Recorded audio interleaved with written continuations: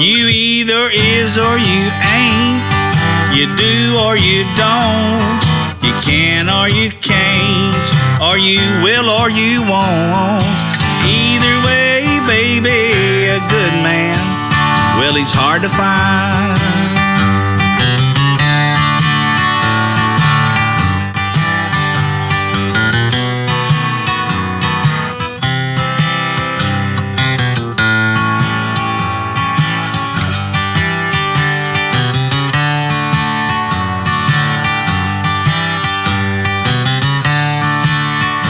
Either is or you ain't. You do or you don't. You can or you can't. Or you will or you won't. Either way, baby, a good man, well, he's hard to find. Hey, everybody, McGillbilly here. And I'm Jamie. One more for the good guys. I better leave then. Yeah. I better leave. Well, you got the invite. You were pre-approved. You were pre-approved.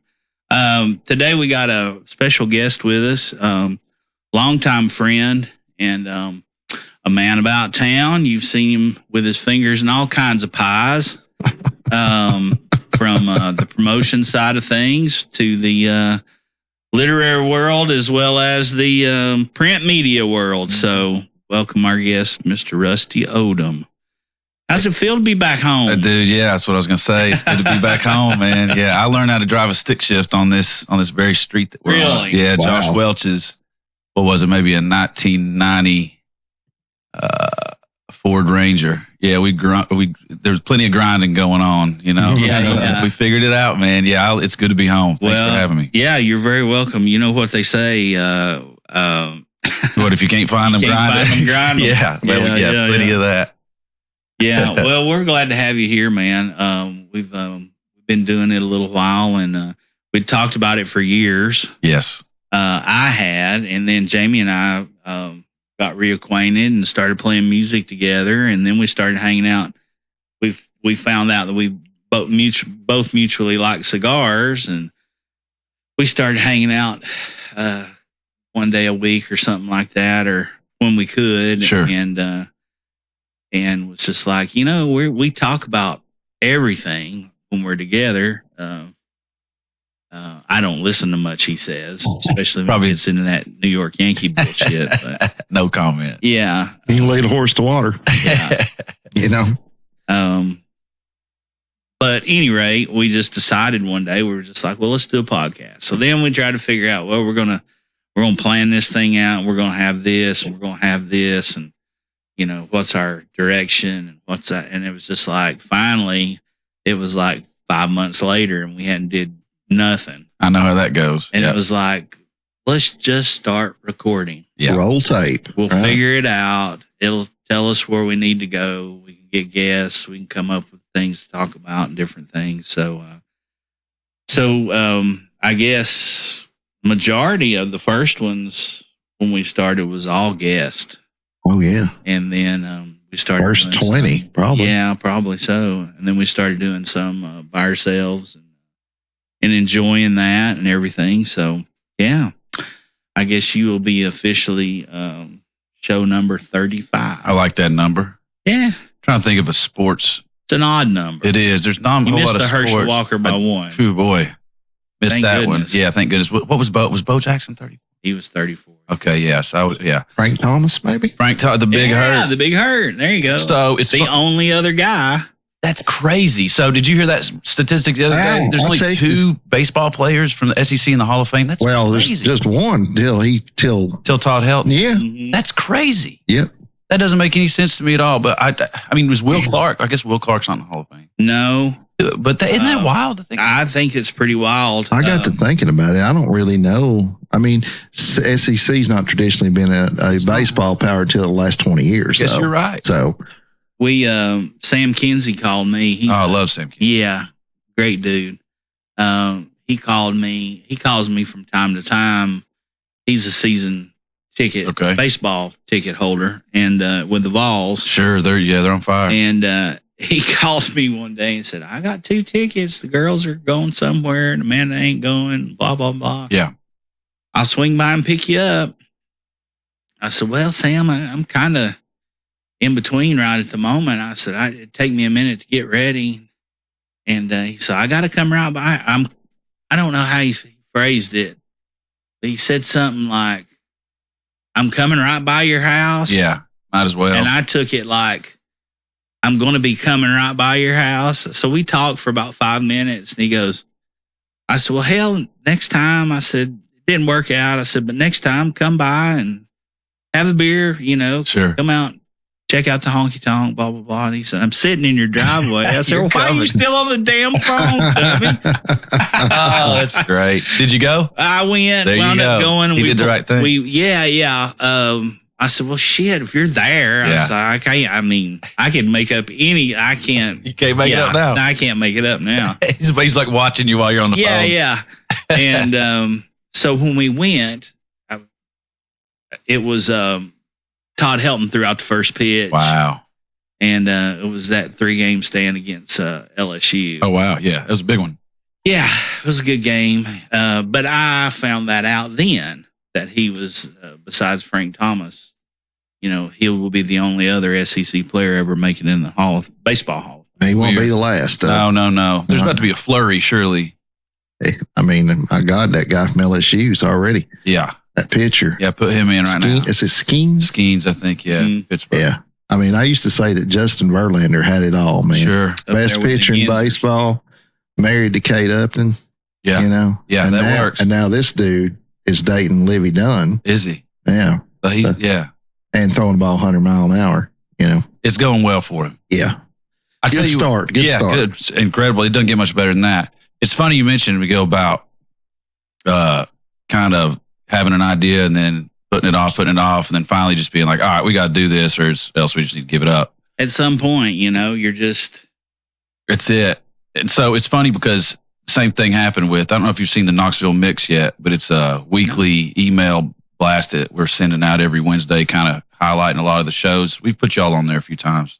That's good. But we highlight, that part of it's good, right? Yeah. So that's the part I was talking about. I know. I'm surprised you don't know about it. No, I didn't know about it. You're on it. I figured you know. No, but so I was talking with Jesse Mayshark from Compass we talked about it for over a year. Said, we need to do this. We need to do this. We need to do this. And finally, he called me one day. He's like, all right, let's just do this. Starting January 1st, let's just do this. And so we've been doing it, I guess, over a year now. People seem to love it. So that's wonderful. We're getting ready, I guess, not this coming week, but the next.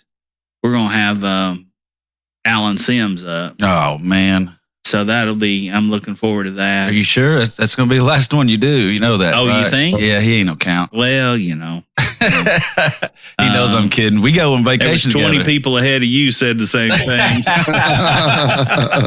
It makes sense. So he might have a chance. He might have a chance. I tell you, no, we go. It's funny I met him, I guess, through Jimmy Buckner a long time ago, and who does a lot of charity work around town, and he's helped me immensely over the years with paper.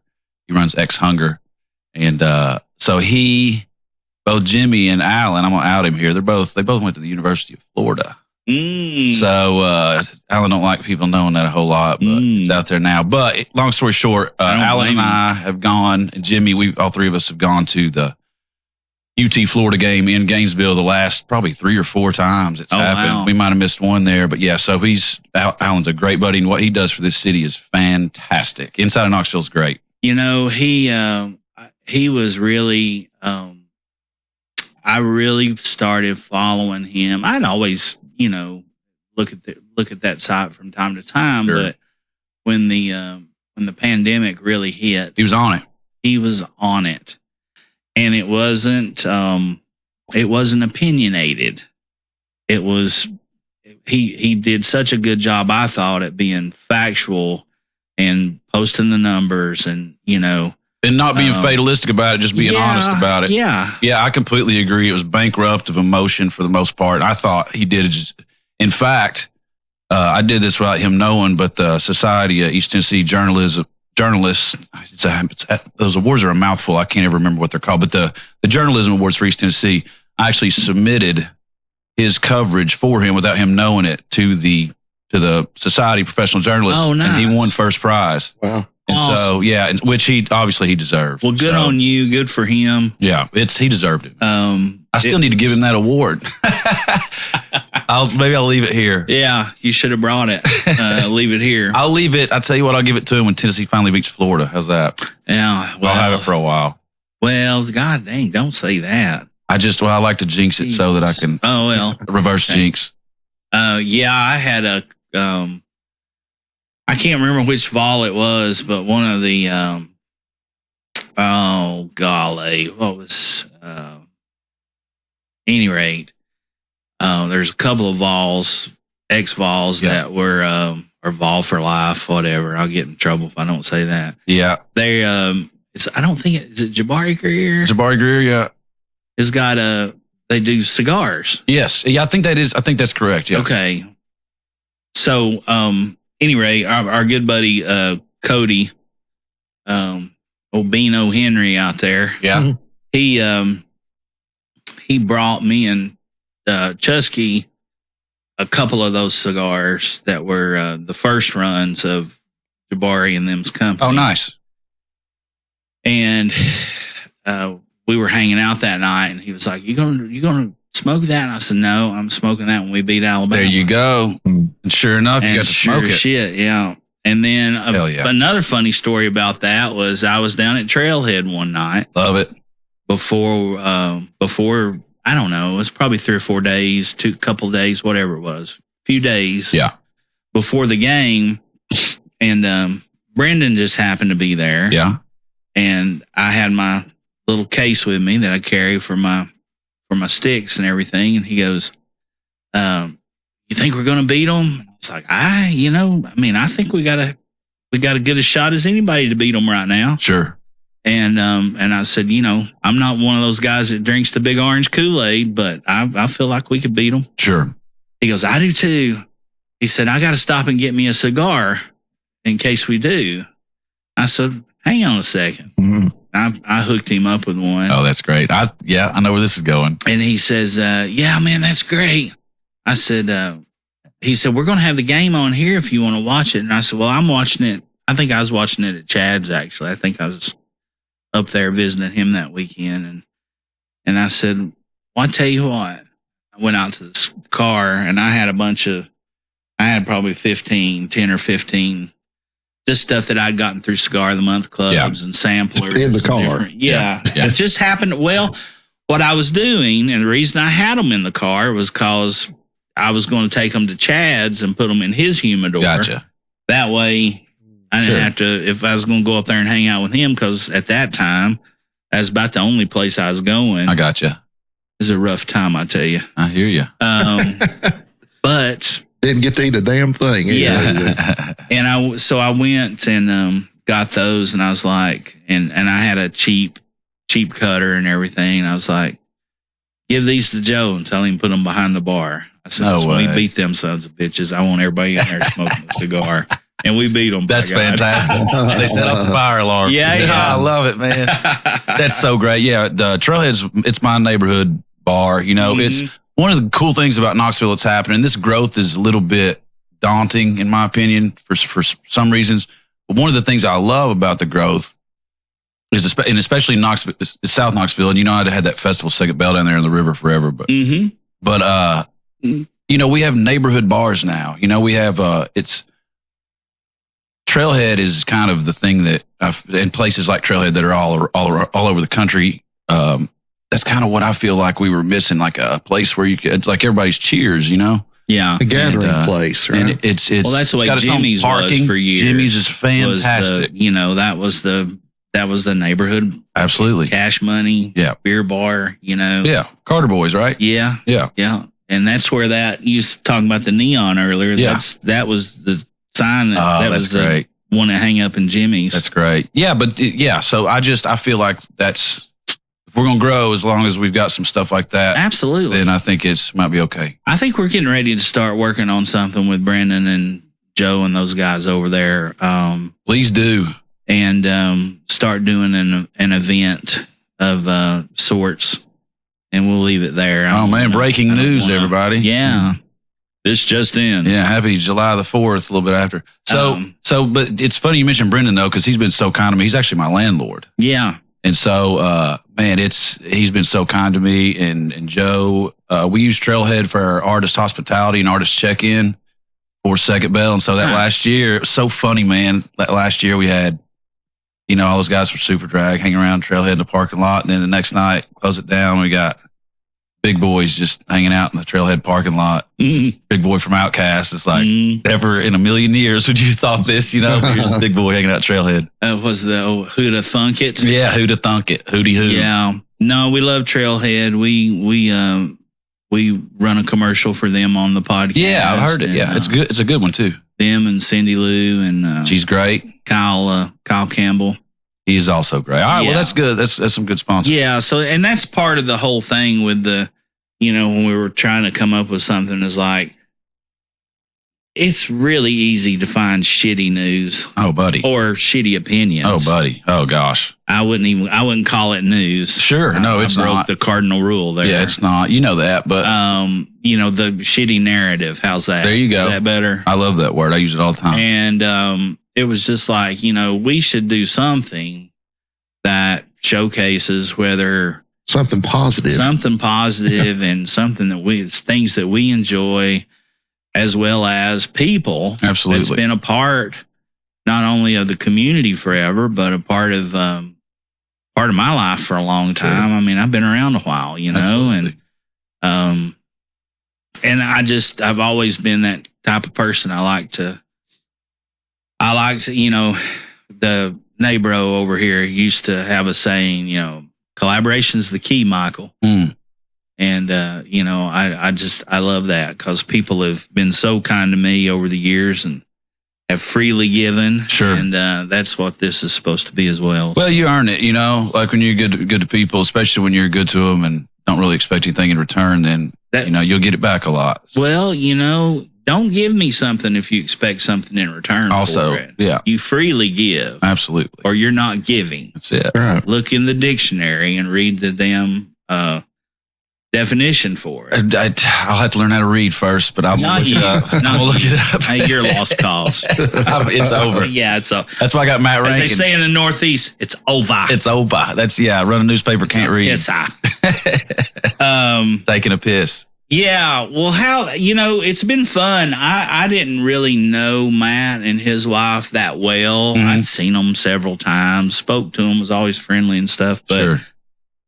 I have found myself going out a little bit more now. Yeah. And Trailhead has been one of those spots, and I've ran into both of them as well as Steve and Reba. Sure. And, of course, in the winter, I see Steve every Wednesday night because he's a member of the Pocket Pounders. Is that what it's called? Yeah, that's what I'm saying. Is it a pool league or a bowling league? A bowling league. Okay, fair enough. We're pounding that pocket, baby. I get you.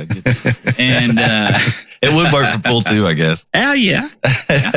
Yeah, they're all great, aren't they? Yeah, and it's just been it's been fun getting to talk to them. We actually talked to them a couple of weeks ago. Actually had a one-on-one conversation with Matt, and he just seems like a really great guy. Oh man, he's the oil that he greases the wheel. Yeah, he steers the whole thing. Blank wouldn't be Blank without him. And so it's we're talking about Blank newspaper, but so basically he came on board probably about I don't know, maybe 12 years ago now, maybe longer, but that was a game changer for us. There was a few things that happened over the years that made Blank a lot cooler. Well, let me stop you there if I may. If everybody don't know listening at home, Blank newspaper or Blank News, either one, was originally your baby, started as your idea. I mean, not in past tense. Sure. But when did you start it? Okay, man. Okay, so I'm going to give you the Cliff Notes version. August 2007. Okay. So there's a guy, a buddy of mine, Kevin Mackey. He had this, I was writing for the Smoky Mountain Herald at the time, making just a few bucks per story, writing sports. That's kind of how I got into the whole thing. Uh-huh. I started doing that when I was about 21 or something, 22.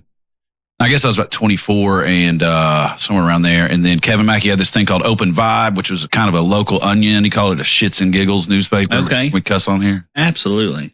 Shits and giggles. So mostly shits. There's probably equal shits and giggles.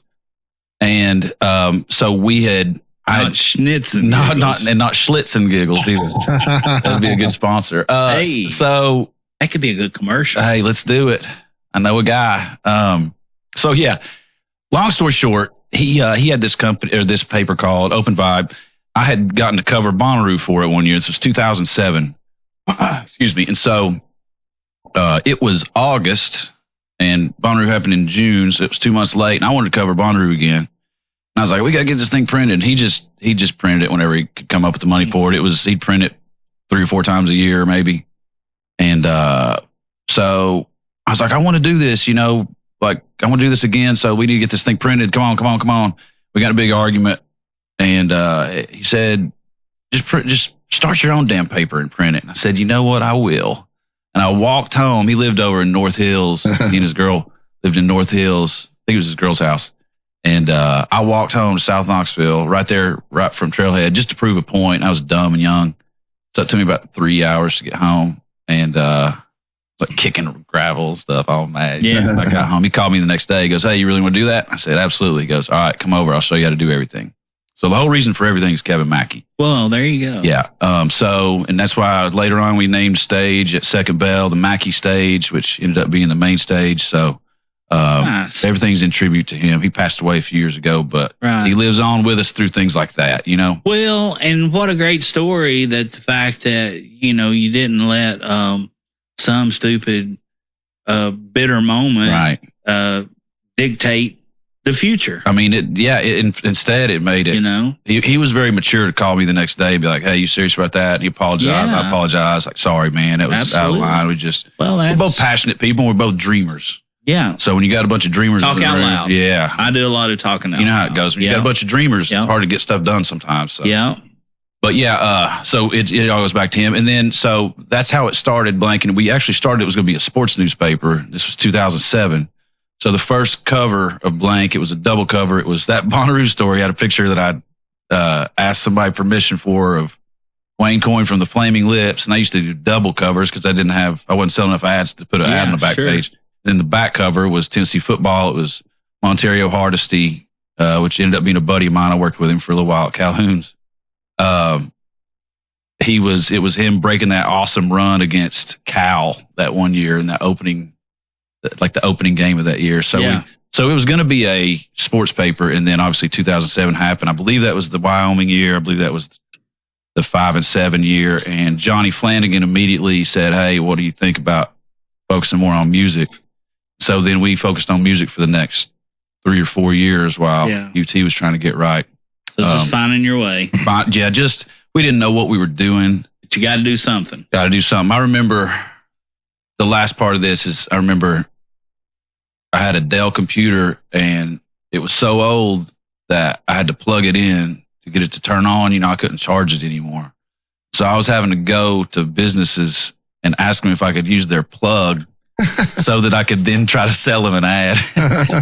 And so I ended up, luckily, there was a few people that asked or that said yes, and I raised $550 for that first issue.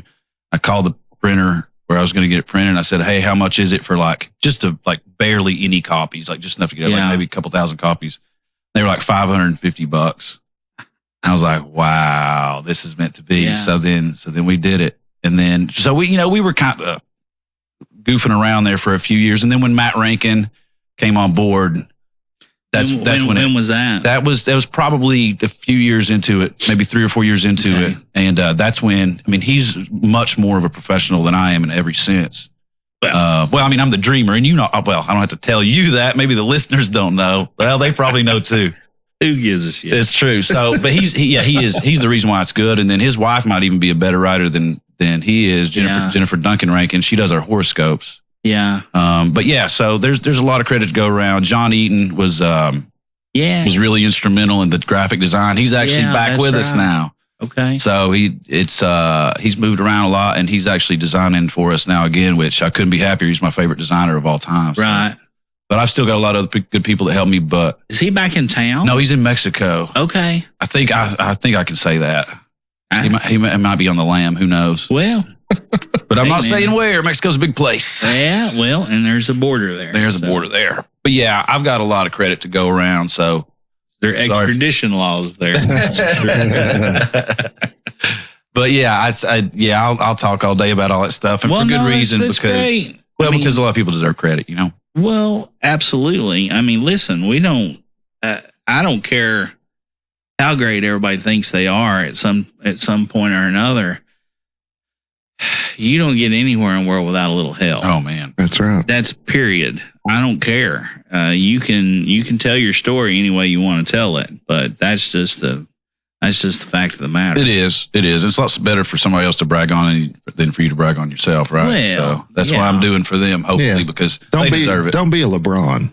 I heard. Oh man. Yeah. Speaking of, okay, I've got an addition to whatever you all were saying. No additions. Okay, just an addendum. No, come on. So I loved your all's list. So listen, for anybody that hadn't listened, you got to go listen to this. It's the top 5 our NBA players all time. Our starting teams. So they did a starting team, and then a backup, and then a 6th man. So and a coach. So I agreed. So Magic is obviously the point guard. Jordan's obviously, no question, obviously the GOAT. 3's obviously Bird. Absolutely. 4 gets a little tougher, but the 5, and it's interesting because when I talk to younger kids about LeBron, they're like, "No, he's the GOAT." I'm like, "Well, I get why you think that because he's your era." But the difference in them and... Well, it's because they're young and they know everything. And you're old and you're stupid. So both of those things are true, right? See, you're starting to see that. You're getting ready to hit the back 9 here. I know, I'm getting at some point. You know, that's what they know what's that. You make the turn, you're dumb. So my thing was... It's so true. So true.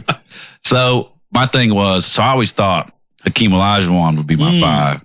But then when I heard you all listing your 5s, your centers, I was like, wait a second.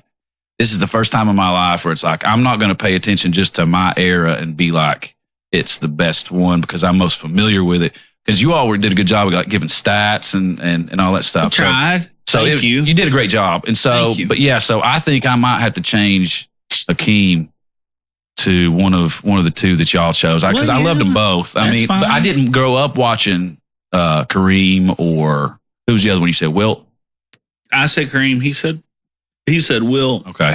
Wilt was my backup. Kareem was my starter. And then I took Shaq. Okay. Kareem was my starter, and I took I think Wilt second. Okay. So see, that makes sense. That's right. Kareem and Wilt make more sense than Hakeem. That was my thing. So yeah, it's interesting. Now that he brings that up, Hakeem at 4. Can you imagine? Yeah, you're right, because he did he stretched the floor. He shot from outside a little bit. He was one of the first ones, other than Sabonis, maybe. Well, the big thing with Hakeem too was you couldn't just you couldn't just go down there and have a hatchet man on him, because he was also an over 80% free throw shooter. I forgot about that, but yeah, he was great. He was so smooth, man. Best footwork, other than probably. Maybe McKay. And I don't know. But from everything I've watched and heard and ex-players talking about this stuff, probably the best footwork other than, probably McHale was the second best. Well, Barkley always talks about, Barkley always talks about how McHale was the most, he hated guarding McHale more than anybody else. And that's saying a lot coming from Barkley. So. And, and I thought it was, with our picks like that too, we wanted to do, they had to be positioned players. Sure. You wasn't going to say, well, I want this guy to 4. Sure, because that's not or this guy to 3. Yeah, you can't do that. Or whatever. I mean, if that's the rules you want to play by, you can do whatever the hell you want. I guess that's true. It's podcast rules, and there are no rules. But we wanted to set it up from position by player. And we also did an NFL. Did you? And a baseball. I want to hear those. I can't wait to listen to those. I saw that the baseball one's out. I want to listen to it. Yeah, they're all out. They're all out. Excellent. Yeah, I'll have to check that out. Keem's all-time leader in blocks. Is he really? Yeah. That says it. Oh man, that's I did not even know that. Yeah. He's all-time leader in blocks. I didn't, I can't believe I didn't even consider him on my list, but. Well, the other two were so glaring. He was in that. He was also, he kind of bridged a little bit of eras. Akeem did, I think. Yeah, because they won the year when Jordan was gone, right? Right. Yeah, beat the Magic. And he was, he had started so early. Mm-hmm. It was kind of in between eras. Mm-hmm. You're exactly right. That's the best way I could come up with it. That's a great point. That's a great point. Because, he had all those years, trying to, lost to the Celtics. 86. In 86, which was probably the best starting five ever. That's the best team ever, I think. Probably. I'm not saying that because I'm a Celtics fan. Well, I am. But I think they are. You're not wrong, Walter. You're just an asshole. Well, they were undefeated at home that year. Is that right? They only lost one quote unquote home game, and that was not at Boston Garden. So, wow. Yeah. That's it. It's hard to argue. It's hard to argue against that team. Yeah, look at the front court. Yeah, I know it. Bird, McHale, Parrish. 6'9", 6'11", 6'11". Hall of Fame. Right. And look at DJ running the point, who is an incredibly underrated former MVP. Yeah. He won the MVP from Pepperdine. Pepperdine. Okay. I did not know that. Passed away. He's gone. You had Ainge. My buddy Michael Lewis would have known that. But you had Ainge. Who was not only drafted as an NBA basketball player, was also drafted as a baseball player and a football player. I didn't know about the football part. He was a three-sport lettered athlete at BYU. Really? Played with, I guess he got drafted by the Blue Jays, I think it was. Okay. And then I can't remember on football, but I know he lettered in three sports and had offers in all three sports. Has anybody else done that? Maybe to play. Russell Wilson didn't play basketball. Who else did that? Obviously, Bo and Dion played professionally both. But has anybody else done all three? No. Well, no, I'm not saying he. Well, had offers. He didn't play football in the pros. No, he played, but he had an offer. Oh yeah, well he played MLB though. Mm-hmm. He played a couple of seasons. I think I've still got an old Topps card with him on Blue Jays. The first guy that of course, this is before all of our times, but the first guy I remember them talking about that was Chuck Connors, the rifleman. Oh yeah, he played pro football and basketball. Okay. Yeah. He was a Celtic. Football and basketball. That's crazy. That's nuts there. That's almost unheard of. I don't know. Yeah, because football and baseball make way more sense. But football and basketball is crazy. Well, you had that guy the other day, and I can't remember who it was, but was saying that there was 20 players in the NBA that could all be starting football players. Huh. And it was like, I don't know about that. If you get, how much training, do you give them a year? Right. Shit. I mean, just because they're big and they're fast doesn't. That only translates in basketball immediately. The best athlete we've ever seen in our life couldn't hit a curveball. Well, that's true. That's a good point. That's a very good point. It's a great point. And, it's one thing to play, could LeBron play pro football? Hell yeah. Yeah. But what would he have played? Tight end?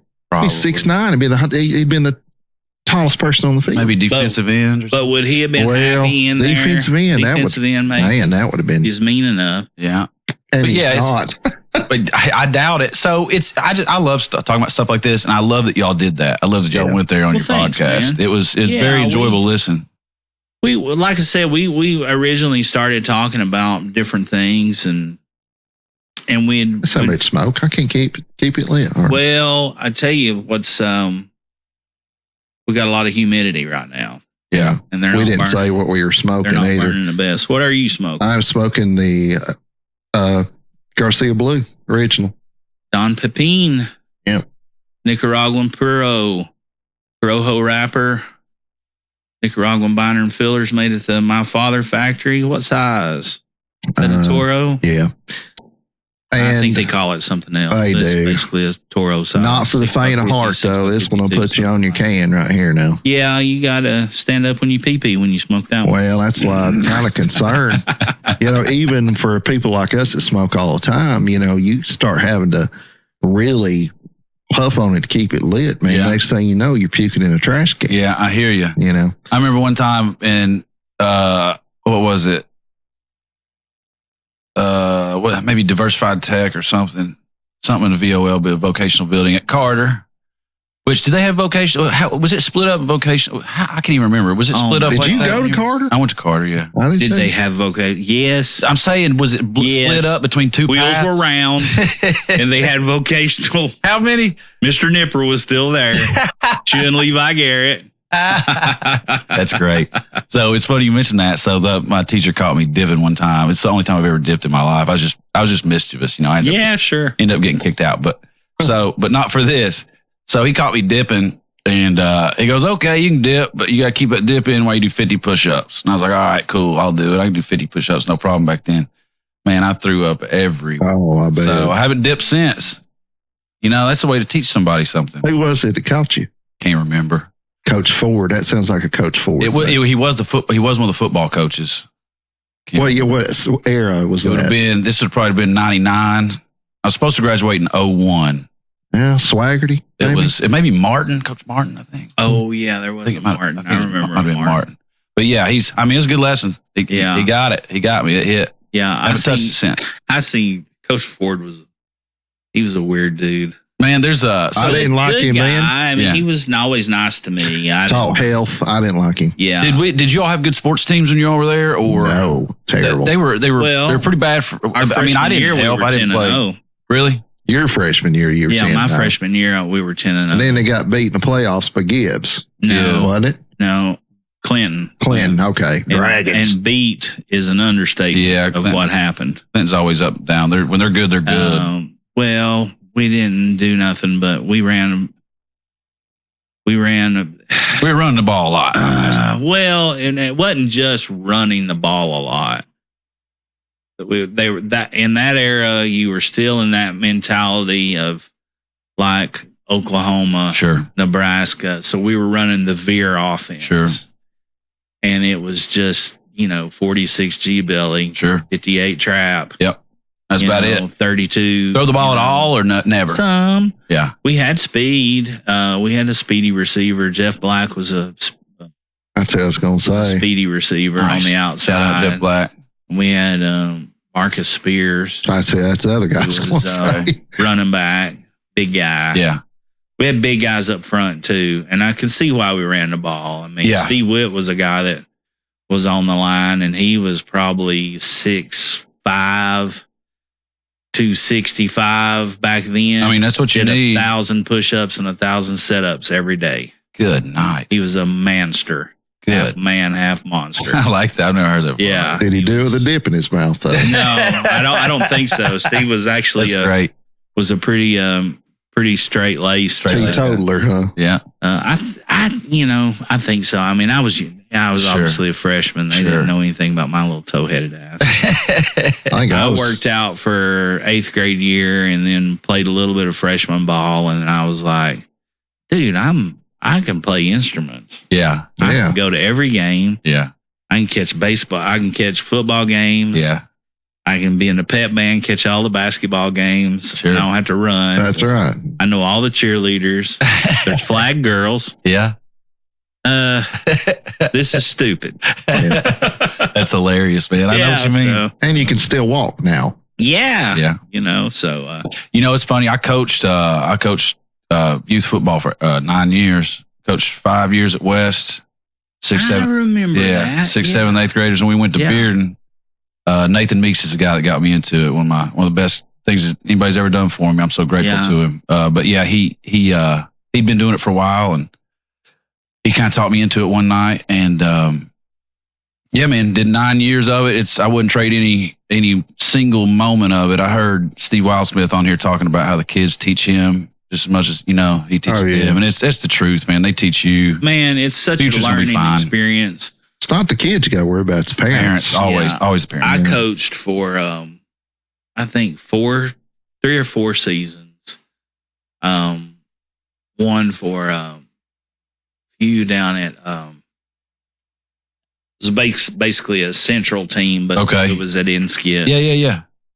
And then came back up here and coached a couple of years with Petey Hauser. Yeah. With Carter and Coach Josh Griffin. Did you really? Yeah. Good night. He's a little pie eater running around there. I bet he wouldn't stay still. People. Yeah, I bet he wouldn't stay still. He was always a great kid. Yeah. And but great. you learn, and some of my one memory I have about that was I had two black kids on the Central team. Yeah. That didn't have rides, and here I am 19 years old, 20 years old, however old I was. Yeah. Young, baby face, flat top haircut, had a cool ride, had a little VW Beetle. Did you? Okay. Yeah, they spoke Impy Mags, white leather interior. Yeah, it's all right. You don't remember that one at all. But I would have to go over to the projects and pick these kids up. Oh, yeah, that's part of it, man. It really is. And I never felt scared. Sure. Sure. And, of course and not. those kids, for the 2 or 3 years I had them, I thought the world of them, and I'm sure they thought the world of me. I know their parents would always talk to me and thank me for being good to their kids. Yeah. And I'm getting chill bumps just hearing you say that. I know exactly what you mean, man. It's and it taught me a whole different culture, absolutely, and a whole other way of being able to look at life, coming from where we did. Sure, because that wasn't the case. No.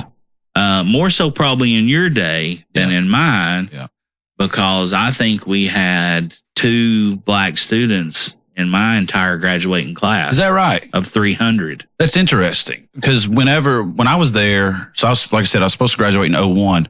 I mean, we had, I guess it's because Holston Middle had shut down or had gone in a different direction. We had everybody. That's exactly why. Yeah. So, I mean, it was probably, I don't know, maybe 25, 30% black. And back in my day, Holston was 49% white and 51% black. Well, that's where I graduated from. Holston? Yeah, we were the last graduating class. They closed it in 91. High school. It was the most equally balanced. Yep. By race. Sure. School that I had ever that I knew of at the time. I mean, and there was none. There was no race issues at all. See, none. and that's what people, not to get too deep into all this stuff, but like I think Carter was great. I loved it because it was an amalgamation of people. It prepared me for life. Exactly. So I knew how to talk to everybody, and I realized that everybody's pretty much the damn same. And so it's just I'm glad that I was not just around one kind of person, because I don't know what good that does. It doesn't. It didn't start out that way though at Carter. When that transition happened, it was rough because they had a lot of fights and that makes sense. And I don't think it was the black kids' fault either. Probably not. Who knows? They didn't report things like they do now. Sure. No, and so you didn't have instant news all the time. That's true. But I was hearing it from people that I graduated early, so the people I went to school with were seniors when I was out. So I was hearing all this from them. So man, I see. It's becoming a war zone up here. Well, you're my nephew's age. Okay. I think. How old are you now? You don't 41 or 42. My nephew, Charlie McGill. Oh, I grew up playing with him and Zach. Yeah. So that's my nephew. I love him. And so that would have been he was 1 year older than me. Yeah. Yeah. So that would have been about the time all that came about. Yeah. Yeah. It's, man, I love, golly. I graduated in 89. 89. Who would that have been? What about Danny Cox and Eddie Shackelford and all those guys? Yeah, all those guys. Shackelford graduated. I think Eddie's a year younger. He was a junior when you graduated. He was 2 years. I think Danny and Eddie was juniors. Okay. When I graduated. Okay. That makes sense. But yeah, I like I said, I love growing up there, man. I wouldn't trade it for anything. A lot of people that went there think it was not good for them. I mean, I didn't even graduate. I thought it was fantastic. I didn't deserve to graduate. That's why I didn't graduate. So that was my fault. Well, I thought it was a great thought it prepared me for life really well. Very much Very so. And I was going to say, the whole time that I was in school, I worked at the old Kroger over on on Asheville Highway. Yeah. On the hill? On the hill. Yeah, I remember. Which is not the old Kroger, but sort of old Kroger. No. Yes. The original one was over there on McCall Avenue. Yeah. Yeah. And that's before my time. But I grew up going to that Kroger. Yeah. Yeah. And I worked there. Super X next door. I dated a girl from Holston. And I also, all those kids that worked there, the majority of those kids that worked there were all Holston kids. Okay. Down the street. And I was working with, back in the day, man, the brothers had curls or fades, high top fade. I remember this one kid, Bill Petty. Who's one of my dearest and closest friends. Really? Yeah. I ate lunch with him dinner with him the other day. That's fantastic. I got a text from him right now. That's fantastic. I grew up playing ball with him. I don't know if he would ever remember me or not, but he had a fade. Oh, yeah. That was. Yeah. Just right on point. Oh, yeah. William Petty. Yeah, there you go. We grew up playing ball together, and great guy. Oh, it still is. And that was a very eye-opening and good learning experience for me. Yeah. I love that stuff. I mean, he was at my house all the time. Him and Jeff Webb, and Ronnie were at my house all the time, man. Now that you say that, all the time, I seem to remember maybe being over there one time. When Bill was over there. We played t-ball together. We played football together. Great guy. And then his dad passed away, like when he was young, when we were young, because he's my age. And he was over at my house. I mean, he wouldn't remember you. Or what? A Tecmo Bowl. Tecmo Bowl, yeah. Man, don't mess with Bo Jackson on Tecmo Bowl. Well, oh my God! And that's correct, but not so fast. There's also, if you have the Niners. Oh yeah, Tom Rathman's on there. Really? And it's the same plays as the Raiders, and you can't tackle it some. It's that like. And I can't remember the best team on there, Chicago, because you had Willie Gault and Walter Payton. That's right. Yeah. And that was right when they were, So, and then it came up with Super Tecmo Bowl after that. Yeah. You can play all that online for free too. It's all right? Oh yeah. I might need to dip into that. Bill, I can't believe that we haven't talked about that before. Yeah, I mean, but he was just he was so funny and to me, obviously, looked and physically different. Sure. Probably look cool as shit. Oh man, come on. I mean, I had my bug and I was riding around listening to Too Short and NWA and he was probably riding. Don't call it a comeback. He was riding his scooter. I bet he was riding his scooter to work. Probably was, yeah. Yeah. He used to ride over to the house. That's fantastic. Love that stuff, man. Well, I just think it's good, Yeah. I think it's good. And it set me up for like with the paper and with the festival and stuff like that. We started Blank Fest at Second Bell later on.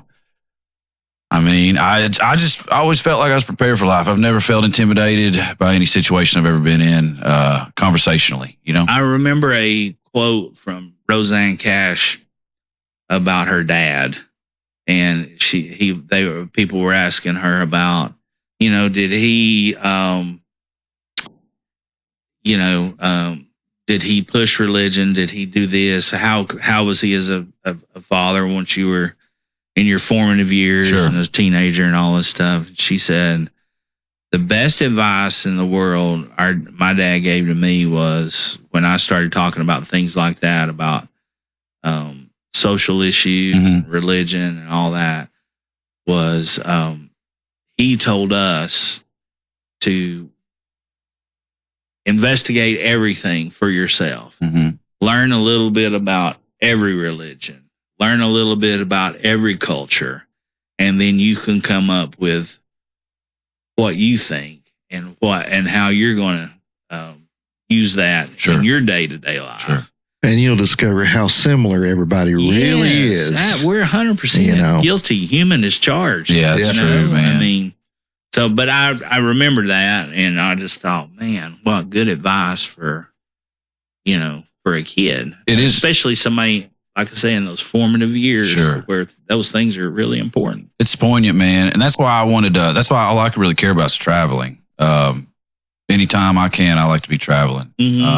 So I got some trips planned this year. I'm going to try to take my mom somewhere cool this year. And yeah, man, what's one of your favorite trips you've been on? Well, it's interesting. Recently, so just last year, I've been in the music business on the promoter side of it for years and years now. And I figured it was about time that I tried out as many of the festivals that I hadn't been to as possible. So last year I went to LA. My good buddy, Drew Morgan, comedian guy, which you should get him on here. He's hilarious. But yeah, if he ever comes back through town, we'd love to have him. He popped up on my Facebook today. Well, put that bug in. Yeah, I'll let him know. Bridge that gap for me. Didn't his wife I'd love to have Drew here. Didn't his wife do a show with us? Yeah, she did a Christmas show with us. Andy. She's great. At Barley's. Back when it was still at Barley's, yeah. I guess that would have probably been like 16 or 17. 17. That makes perfect sense. Yeah. So they moved a little bit closer to home. But long story short, they were kind enough to let me come out there and crash with them for a week. And then in the middle of that week, they loaned me their car and I went to Coachella. I did all this by myself, which I highly recommend traveling by yourself if you can and you got the means and you feel safe to do it, But man, what a trip. Just learned a lot about myself, learned a lot about. Did the drugs kick in right outside Barstow? It was just right at the perfect time. No, I stayed clean, man. I wanted to remember it. So the thing is that that was my Hunter S. Thompson reference. See, it went right over my head. Yeah. I've never read a book and I run a newspaper. I'm above you. That's very true.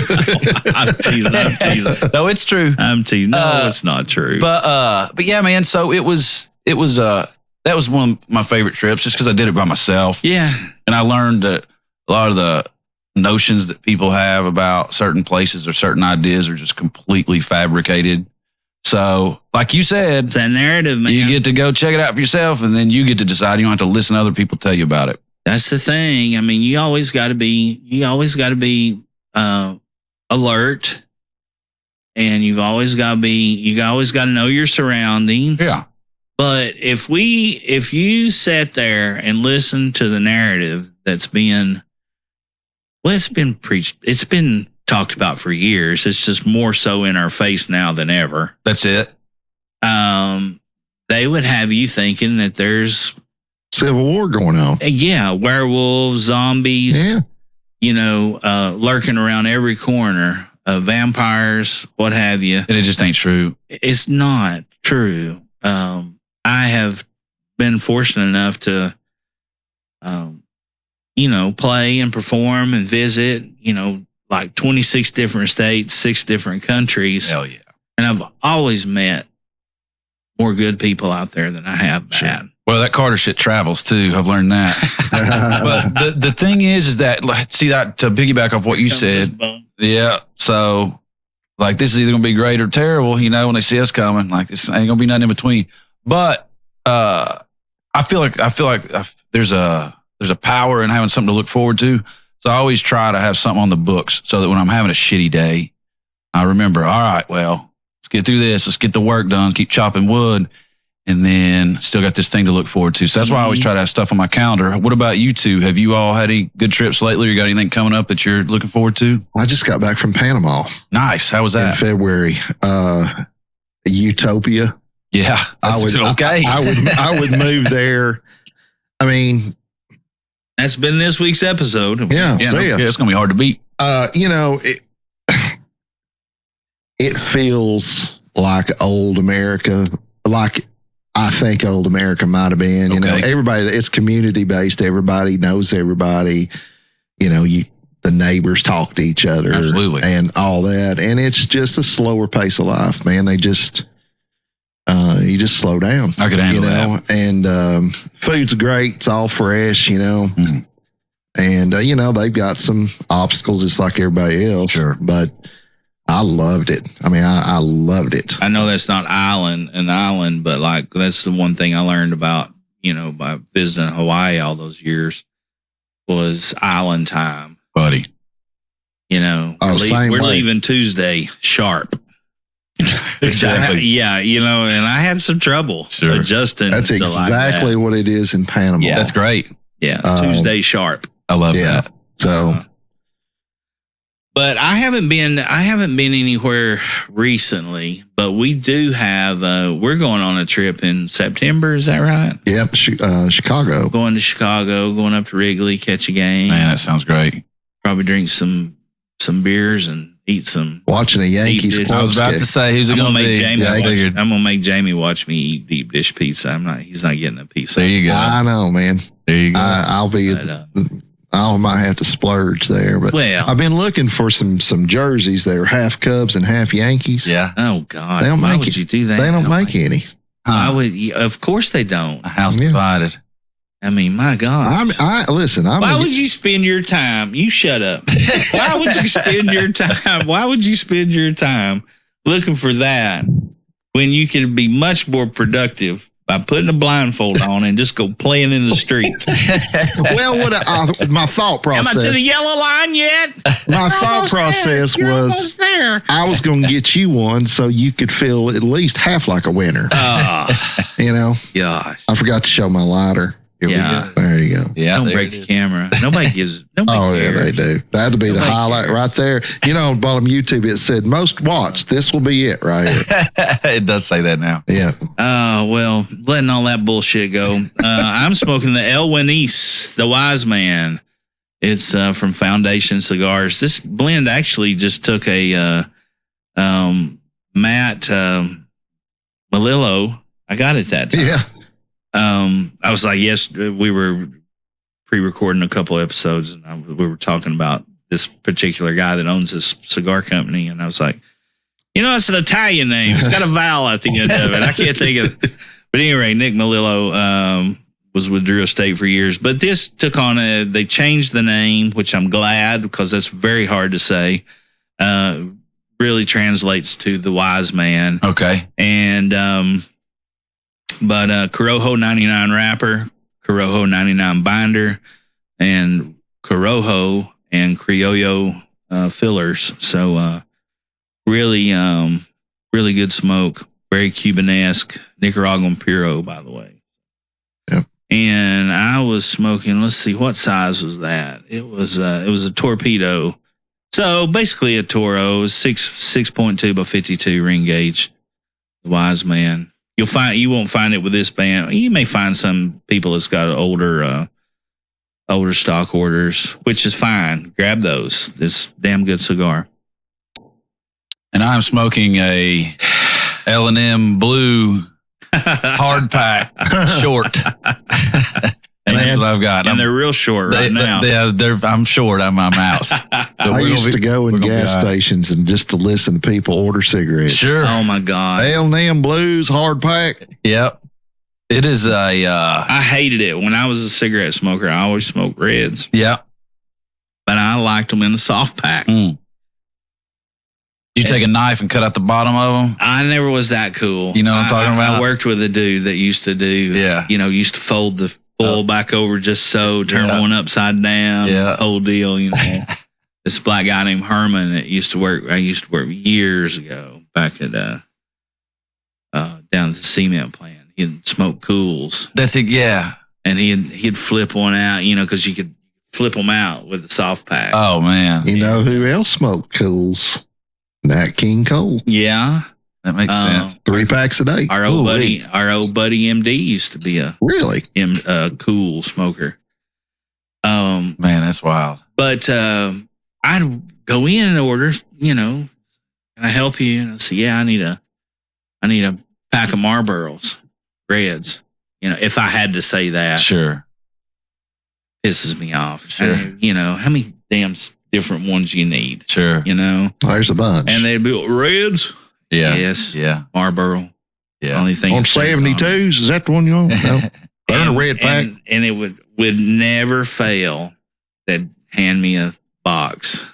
And I was like, I said a pack. I wanted a pack. Yeah. Of course, and I would be nice about it sometimes, but if they were, sure, a little prickish about it, I'd be a little prickish too. Yeah, fire with fire a little bit. Yeah. I hear you. I mean, you were paying $6, so you get what you want. Yeah. Probably 10 now. I'm glad I'm not smoking those anymore. Wow. But anyway, Cowboy Killers. it was just I like the soft pack better. I love the soft. They don't really make them anymore, I don't think. I don't think so. I think everybody just kind of went to the box. I don't know why, but here we are. But yeah, I do want to say, every time that I have a gig that I want, that somebody wants somebody that can manage a crowd, or somebody that I don't have to worry about, somebody says, hey, I got this gig. I need booked. I'll always ask, what's the budget? What kind of crowd is it? What is it? And this, you're usually one of my first calls, if not my first call, because you can drop you into any situation and you know how to win the crowd over. Well, and there's not many people that can do that. I know. I talk about it all the time. It's wild, isn't it? Just to see him work, and sometimes it'll take you a song or two, but man, by the first 20 minutes in, they're eating out of the palm of your hand. Well, it's a skill. Everybody's like, how do you do that? I've had younger artists be like, man, you just look so natural, and I'm like, I've done it. I've been in front of a fireplace at 8:30 in the morning, sure. The big fucking log cabin in the sky when nobody looked at you like a UFO had just landed. Sure. And nobody cared. See, it's not by accident. You've been through it. You know how to do it. It's practice. It's just practice. And you get thick skin. You're like, I killed you with that one, didn't I? Well, here we go into another one. Well, 3 of you liked it. How about the rest of you assholes? It's that smart ass thing. Go on with it, But you don't do it from a mean. No, it's lovable. Yeah, I hope. It's endearing. No, it's also like kind of snaps people out of it. Like, oh shit, I am being an asshole. Yeah. Like this guy's good. I know he's good. I'm just not paying attention. But it's, you do it. There's an art to it, and I've never seen anybody better at it than you. Well, I appreciate that. Yeah. It's funny. A heck of a compliment. It's good, man. It's good. It's unique. Well, there's definitely only one, I guess. And most people are thankful about that. So what's you got any big things happening coming up? You're just pressing on. You still, the paper's going strong. Yeah, paper's going strong. August will be, I think 17 years of running the paper. And that makes it the oldest. It's the longest running independent publication in town, as far as I know. Okay. Yeah. Maybe that's what I was thinking. Maybe in the eastern part of the state. I'm not sure, but I know for sure it's been 17 short years. It's pretty wild. Dude. So many people have helped, So like that. It's unbelievable. It really is. Like that. I was talking to Charlie, my nephew, a year or so ago over one of the holiday dinners. And he was like, he has I think getting ready to be 15 or 16-year-old. Wow. That's like 6'4". Yeah. And another son who I think he's around 9, 10 maybe. Yeah. Maybe a little older. But at any rate, I was just talking to him about stuff, and I was like, well, how you feeling about this and blah, blah, blah. And he goes, well, we're, in another 10 years, this will be done. This will be paid for. This will, so we're working hard for that and looking forward to that. And he goes, it's going to be a while or something like that. Yeah. And I was like, would you like for me to just outline or summarize what everything I've been through in the last 10 years? Yeah. Just to give you an example of how fast life can change and how fast it can go by. 10 years ain't shit. No, man. When you think about it. You got to hold on. It's my number one thing. It's a big, it's a 17 years, big accomplishment, my years in the music, big accomplishment. Yeah. Oh my gosh. But it was yesterday. I know, man. My number one thing is, at least June already. It blows my mind. It blows my mind. I'll be working on a Christmas spectacular soon. Oh, I've been talking to Rusty and others about it. Yeah. It's wild, dude. So crazy. My number one thing is, over the last few years, this is part of the reason why I quit doing the festival, because I was always somewhere else mentally. So my number one thing here lately is try to not be critical of anybody. It's something my buddy Jay Hollingsworth turned me on to, and it'll change your life kind of, but try not to be critical of anybody or anything. You'll find yourself. See, that's why I hate the Yankees, but I haven't said anything about it. See, it's right in practice. It's a perfect example. He just held up the Yankees ladder for everybody listening. It's your free shot. Hey, you just piled it on. See, I know. I try not to. That's so. But just remember, I'm the editor. That's very true. That's getting cut. So, but the number one thing is that's a relatively new thing. The other thing is just trying to always be present, like being right where you are. Like, and sometimes if I'm having trouble with it, if I'm overloaded and like worried about something, I'll go look up. I'll go outside and I'll look up, or I'll look down at my feet and I'll just try to be like, all right, this is where I'm at right now. I can't be nowhere else. I can only do what I can do right now. So I just try to be present, and it's changed my life to try to focus on just being right where I'm at, and it makes you. And I imagine you're saying it's changed it for the better. Yeah, big time, man. For you, big time, man. Yeah, it has, Mike, and it's just a philosophy thing. Well, it's kind of like our phone conversation the other day. Exactly. You know, and you're like, well, I got it here, and I'm like, take it from my old guy. You know, do it in triplicate. We grew up in a generation that valued time versus an hourly wage and what they were worth to someone else. I don't know if like our dad's generation ever put that same amount, a dollar amount of value on the time that they weren't doing it for someone else. That's so interesting to think about. You know what I mean? Yeah. And my time's so much more valuable. You ain't got enough money to pay me my hourly rate for what my time's worth. Sure. I think I think we're aware of how valuable our time is. Whereas I think we are much more so. Our parents didn't have that luxury. They were just like, we got to provide. We got to provide, and it's whatever it takes. You know. Yeah. Well, you nailed it with especially our dads, because my dad wouldn't pay anybody to do nothing. You know, because he counted his labor as free, like around the house or whatever. Yeah, absolutely. Or counting my labor as free too. You know, more like it for sure. And but you're talking about you have this revelation about being present and whatever else. Wouldn't it be nice to learn that when you were 20? Oh man. You know, of course, you wouldn't have listened. You know, we tried to hear it, but man, every time I watch those Back to the Future movies, which I love, but the second one, when old Biff goes back to young Biff and says, hey, dummy, you know, do this. Yeah, I would love the almanac. Yeah, I would love to go back to my 15-year-old self and say, listen, I'm you. Don't do these things. Oh, man. You know. What a ride that'd be. Oh, man. Well, you know, there was an old song way back when. I don't know. Somebody might have done it before, but Jimmy Martin had a hit with it way back in the bluegrass 50s, I guess. But if I was 16 again and knew what I know now, you know, how, you know, a lot of times I think about that and I'm like, yeah, I'd like to be 16 again and know what I know now. And then there's other times be like, I don't know, that could be dangerous. Oh, man. Yeah. I mean, you know, depending on what state you're in now, you could go back and be 16 and be like, that's all there is. Right. This is as good as it gets. Right. Yeah.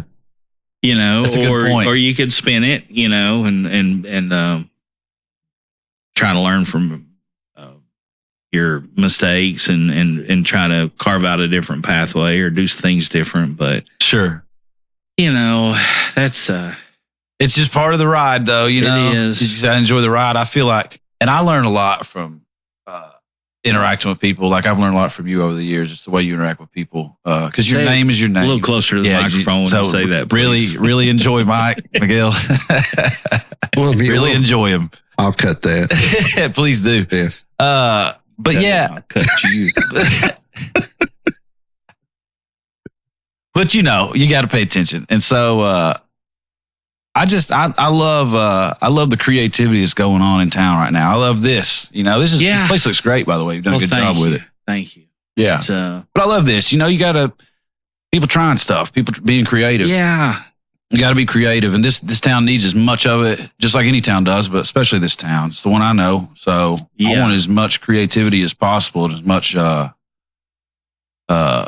many interested parties and moving stuff forward. I want it, the more the better. Absolutely. No, I'm, the whole, feel like I beat this to death, and I'm not going to get off on it, but just I don't know. It was just coming back here and facing the challenges that were ahead of me in my personal life with sick parents and then the pandemic.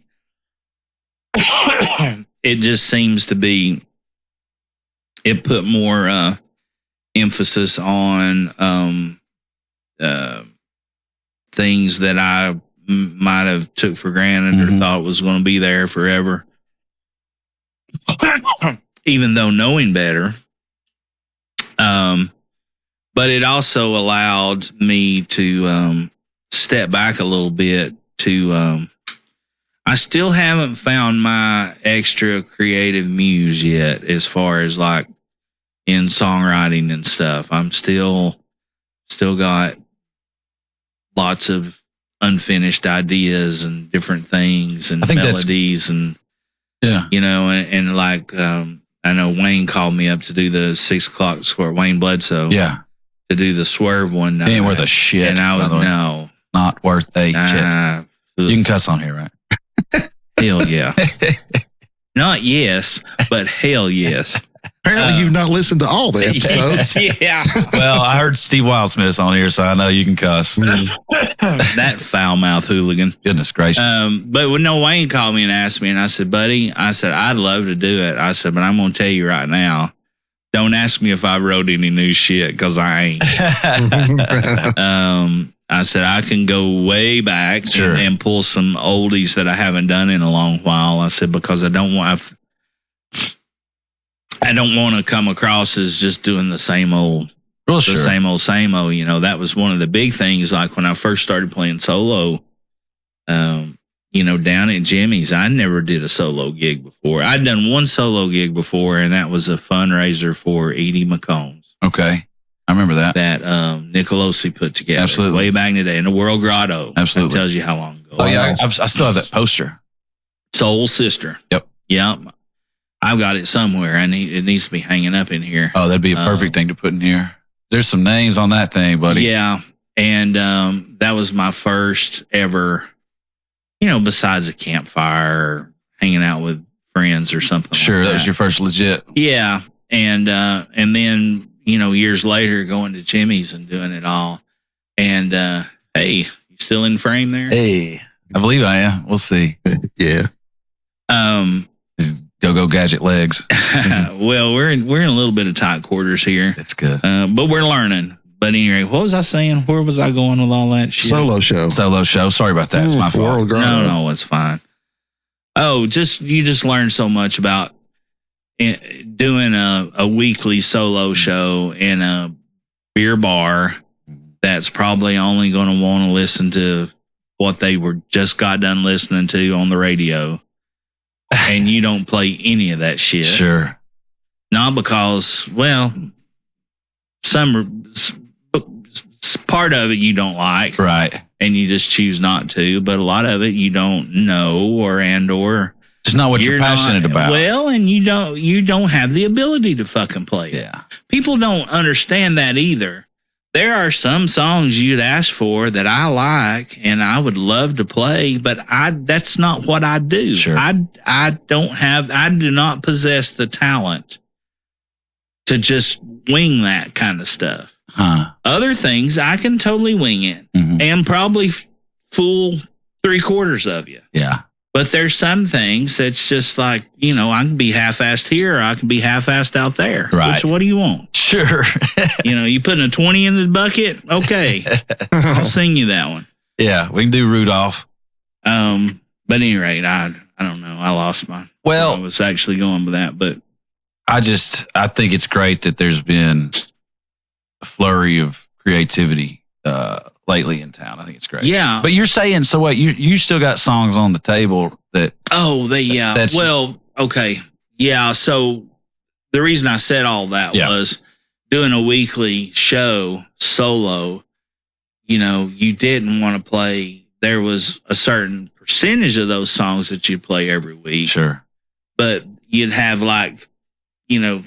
these 5, let's say, and you do them in the first set. And then you had these 5 that were your heavies, and you could do them in the second set. And then you had these 5. Then you'd throw something new in each week because it's just me and a guitar. Right. You can get old real quick. So I was always trying to find new stuff. And, with Wayne, it's all about original music on that show. And sure. It's just like, I feel like I've done all those before. But yeah, I've got lots of ideas and half-written songs. I've got some that are fully written that I just maybe don't have the music to yet, or some I've got music to and I don't have any words to. Sure. I've got the melodies, Sure. Whenever you get them done, you let me know. I will. I want to hear them. And this is everybody does, but it's no rush. Whenever you're ready. Yeah. You know how that goes. But I think the podcast and doing this has been it's used my creativity in another direction. Sure. And it's taken up a lot of that, not per se time, but your focus and your ideas, and you're thinking more about that versus what's that? How am I going to wrap that damn last verse up to finish this thing? Right. You're using your mental equity elsewhere, perhaps. Hey, yeah. You are a Yankee fan. Hey, all right. I'll see y'all later. All right. That was Matt Rankin here. That's the only thing it seems like something he would come up with. But yeah, it's man, I don't know. We're ready for you whenever you are, bro. Well, on those songs, man. Who's somebody out there right now that is that's on the radar that we should be aware of, that's being creative and you talking about locally or big picture, both? Both. Well, I'm not going to speak into this too much, but just mark my words, Chapel Roan is going to be Madonna. So if you haven't listened to her yet, just check that out. That's that's a national thing, but she's Meteoric Ride. Chapel Roan. Okay. Yeah, ROAN. So never seen anything like it in a long time. So, but locally, really, there's a lot of youngsters that have got me really excited. Connor Kelly and the Time Warp are really exciting.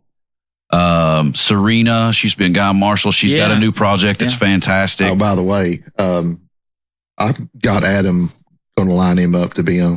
Okay, cool. I started that band with them. What? Me and Serena and Adam. How about that? And Eric Griffin. Oh, I love Eric Griffin. Eric Griffin worked with me at my restaurant for years. Okay. At Empire Pizza. Oh, I see. Yeah. He was the general manager for a long time. How about that? Yeah, I love Eric. I do too. I hope he's still playing music somewhere. He's not really. No. We're in a fantasy football league together, and I talk to him some. He's mostly just working, and he got married. And The Young was one of my favorite bands of all time. It was Kevin Mackey, the kind of a callback to earlier. He turned me on to that band. It was one of my favorites. He wrote one of the best songs. I told Mike, and I asked him not too long ago if we could cover it. It's called "Lonely Women, Whiskey, I Love You." Yeah.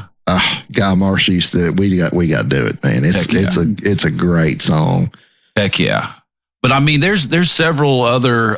There's a lot of fresh stuff. I hate to single out too many more people, but those are probably the two local things that I'm most excited about. Willa Mae's great. From one of the younger folks. I'm always looking and interested. I mean, obviously for the Christmas show, and to be able to give somebody a little bit of a platform. Absolutely. Because I know what I'm going to do. Sure. I don't have any jealousy as far as that goes. So I like sharing the mic in the moment with folks, with bringing people in on shows and stuff. You and I talked about having Connor help you last year with the Christmas Jam, I think. I can't remember if it happened or not. But yeah, so then, but there's all kinds of stuff that I'm really excited about. But yeah, those are probably the three newer projects that I'm most excited about. But I mean, this scene is always healthy. And so it's always like we're putting together some Wayne Stock stuff right now, and we already got 30 bands for 15 slots. So you know how it goes. Good. So it's just wild. Well, if you ever need me, let me know. Oh, you know we do. But yeah, I think I don't know. I hadn't been on one in a long fucking time. Have you not been on Wayne's Talk in a long time? Jesus Christ. This last one we did was with Romeo's, and it was in about 18. Damn, has it been that long? 17 or 18. All right, well, I guess I played it with Guy Marshall back once. When Moby Dick was a minnow. That's how long ago it's been. It ain't been that long. Yeah. But so, yeah. Barely had his eyes open. You swim around. Ahab who? Let's see. But yeah, I think that those are probably my favorite newer things. And then Tyler Larrabee's got a new album coming out, solo project. He used to be the guy that, one of the front people for Stonefish. He's the one that put together that New Ground Festival. He's a younger guy. I call him Young Blood. But he helped me out a lot with Second Bell. So much talent, man, around here. Yeah, it's just crazy. Yeah, on all sides of it too. Like Tyler's doing great things in the music industry. He's still only like 20, I don't know, 22 maybe. Well, speaking of Wayne's Talk, how did all that shake out at the end? I was there on, I think Friday night. I might have been. When did JC play? JC played Friday night, I believe. Okay, I was there Friday night.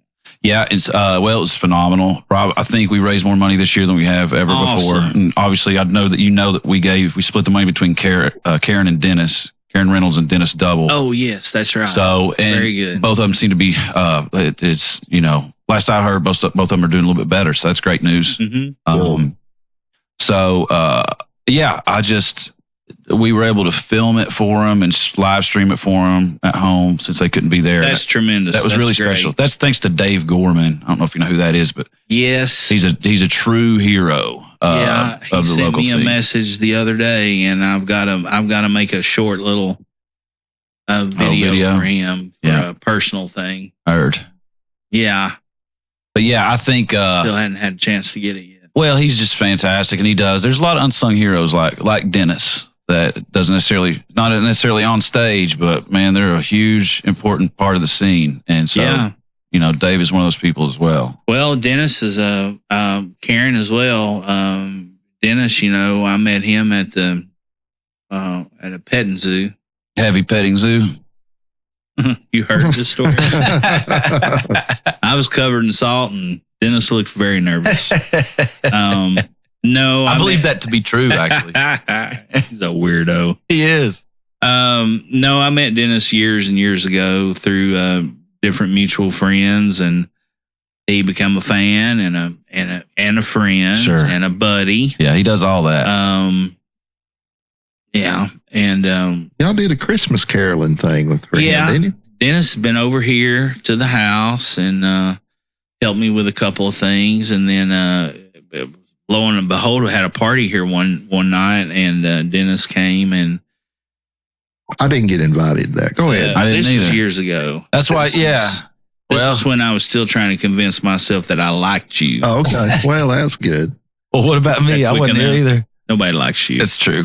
So Dennis came in, and but the neighbor, Dennis worked in the mines up here in Mascot. Okay. And the neighbor's dad was the one who trained Dennis on his job. How about that? Oh. So they became big buddies, and Dennis was always him and Tammy both. I always told Tammy, I said, you're going to have a crown so big when you get to heaven. There's going to be more jewels in it than anybody else that ever made it to heaven. I don't know how she does it. And then Karen also has given me guidance over the years. Has been a guest on the Christmas Spectacular. And is when she was doing the writer's block, spun all the local music back in the day. To be a customer at the store, I used to see her pick and grin. But and then so this, I don't know if you know this, but so this past Christmas, before the Christmas show, last year's Spectacular, I got a message from Karen saying that Dennis wasn't doing really. He was just down. Yeah, wasn't being able to eat. Had lost a bunch of weight and all that stuff through his treatments and things. And she asked me to put something together, and so we just did an old school Everybody show up. We met down at Trailhead again. Yeah, Brendan told me about this. I think I saw him down there that night. He goes, I'm about to go caroling. I was like, that's so cool. And we just all hopped in different cars, and we had RB, we had Brendan, me, fantastic. Scuba Steve, his family, Matt and Van and Griffin. Oh yeah, Carter. Golly, who had Bobby Dix. Yeah. Greg Horn, Kyle Campbell, Jessica Watson. So y'all were loaded up. Yeah. I think we had right at 20 by the time it was all said and done. But yeah, we just went out in the front yard, and Jamie printed us off a bunch of lyrics and stuff of just very old school traditional carols. And we went out there and sang. And in hindsight, that probably should have been recorded. Great. Well, thinking about it, all those people. It actually was recorded by a Ring camera. Now, I don't know how good the... Oh, yeah, that's fast. That's interesting. I bet it was. But that's funny. Dennis had recorded it all, and he swore up and down on the playback, watching it back, that there was just light orbs. Oh, that's great. Over everybody's head. That's great. I've got a copy, but I haven't watched it. I'll give it to you, and you can take it and see if there's anything. You can put some Pookie on it and make That's fantastic. Yeah, well, they deserve it, Mike. They totally deserve it. Those are the people that deserve it, man. They totally deserve it. So it was a huge success, man. Great. You know how Wayne Stock is. It always is. It's just that vibe, man. It's just that feeling. And you had the Humphreys boys there with Jimmy's. Dude, we will never get a different food truck, I don't think. I don't think there's any reason to. They're pros. Buddy, food trucks are tough. So I've ran events for 15, hell, who knows how long. I don't know what day it is. What is it, June? Maybe. So food trucks, 6th. This is what I'm saying. Food trucks are always the most difficult part of an event.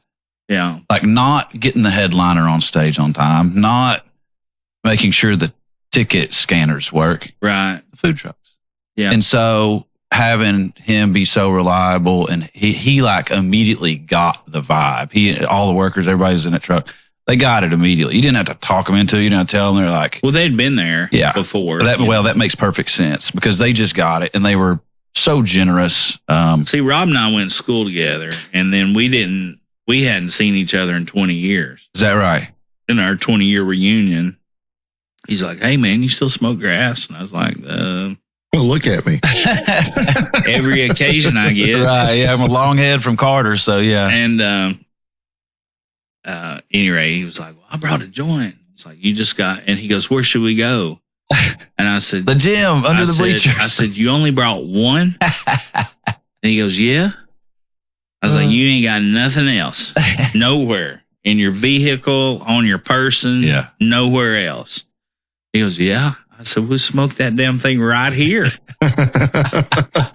We can eat the evidence. That's hilarious. Who the hell? What the hell?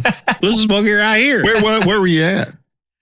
We were actually at our, down at, where was it? I was coming back from Nashville. I had a gig, and I just stopped in there. I didn't even RSVP or anything. Yeah. I was just like, oh, what's going on tonight? Because I thought I was going to be out of town.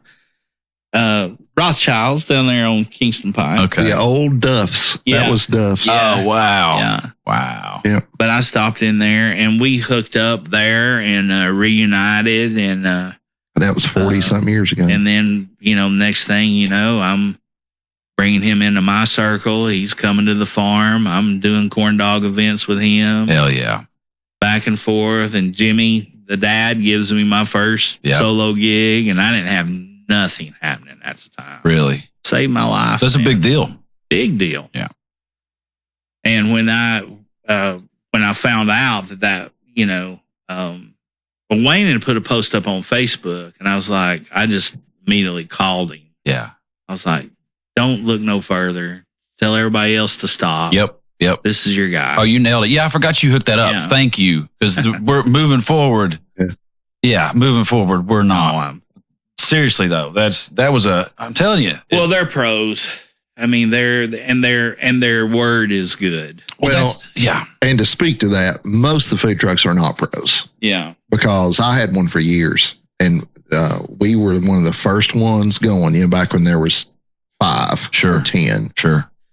And I can't tell you how many times customers would email me or call me and I'd answer. And they're like, I've called 5 other people. They won't call me back or answer. Man, we work like 350 days a year. I bet. Just nonstop. And a lot of, it goes back to my rule. Most people shouldn't be in business at all. I think a lot of it too is,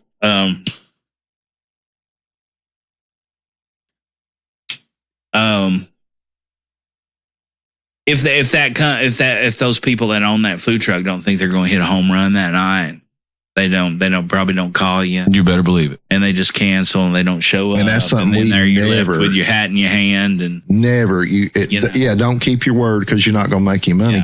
Yeah. Listen, sometimes you're not going to make money. You show up and keep your word because that's all you got. It is. Many times we didn't make a penny. Like we used to do, so I'm not going to name them, but we used to do some local places and go and, man, we'd do $5, sell 2 slices. You have enough to pay the help. Didn't have enough. It was a loss, but you went. Yeah. So. But you said you would. I am glad that you got us hooked up with them because it's just such a. I'm glad they got hooked up with you guys because that's, obviously we know a thing or two about putting on big productions. Sure. And when you're, especially like, that's not important, but putting on big productions, that's one less thing. Oh, man. It's a process of elimination of what I don't have to do versus everything else I've got to get done. What you said, and that's funny because that reminds me of just when you say that's when I was doing Blankfest and Second Bell all those years, and I started Blankfest with Scott and Bernadette, and they kind of got me into those. Yeah, absolutely. Yeah, you played just about every damn one of them, I believe.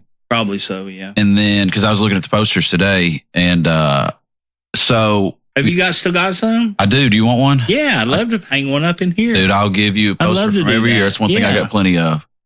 So, yeah, that'd be great. I'll get you one from every year you played.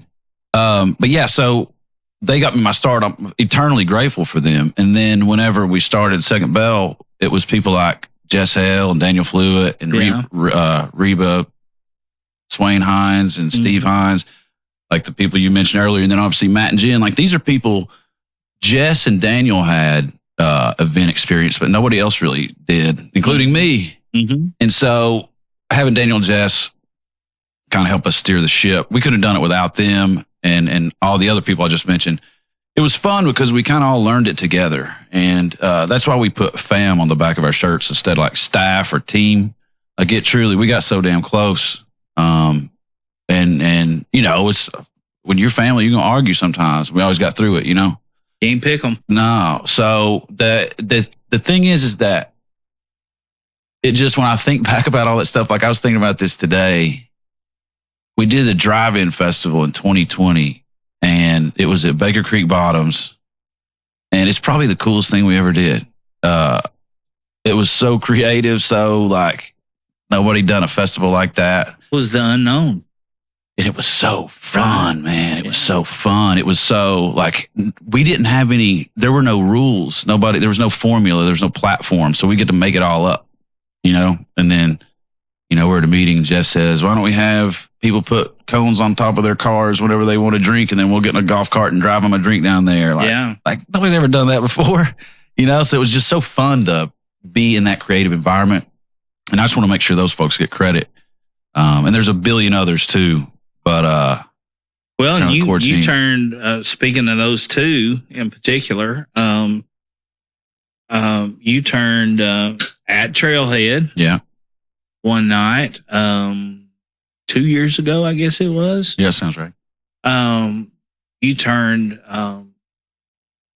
Jess and Daniel on to my deal. Yeah. And they did all the what's that called? Well, like artist hospitality or something? No, they did all the sponsorship decks. Yeah, the sponsorship deck, yeah. And all that stuff. Yeah, nobody's better than this. That we had never done before. That was my first step over into that world. And it made a huge difference. It's a game changer. And then Daniel got to be a part of the show. Come on. That's fantastic. Yeah. He has one of my favorite vocals in town. He's Daniel, he plays in Thrift Store Cowboys, and he does a lot of solo stuff as well, but vocally, doesn't get any better than him. He's one of my favorites ever, not just in town, you know. I think you and him are my favorite too. If we're gonna have somebody on a patio, that in there. Yeah, I see that. Yeah, I see that. I think it's between two of y'all, we're good. Hey, speaking of being good, again, we're gonna tell you a little bit about a word from our sponsors. Trailhead Beer Market. Hey folks, if you're looking for a cool, eclectic place with an outside patio, plenty of UT sports games, cold beer, and live music on the weekends, then look no further than one of our homes away from home, Trailhead Beer Market, located at 1317 Island Home Avenue in South Knoxville, Tennessee. Trailhead is South Knoxville's first beer market, situated on the banks of the Tennessee River and in the backyard of the Urban Wilderness and Iams Nature Center. You can find more info on Facebook and Instagram about specials, live acts, and the goings-on, and be sure to tell them McGill and Jamie sent you, and have one more for the good guys. I'd give anything to buy that sign. Oh, man. Coldest beer in the USA. Fuck, is it still there, the sign? I don't know. I don't think it is. I would have. I'd love to have it. And I drove by there yesterday. That old school Bakelite. Oh, plastic. Burn out. Yeah. That's where I stop to get beer for here every time, or a drink. Coast Beer USA? Or that gas station right there. Oh, yeah. And then they have the, Norton's package store right there, too. Old school. Oh, God. Was they still open when in the little stone building right down from Coldest Beer in the USA on the right? No, that was, what was that place? We used to, what was that place called at that point? It had turned into almost like a pool hall. Like we would go there before school and play pool before first period and get a sausage biscuit.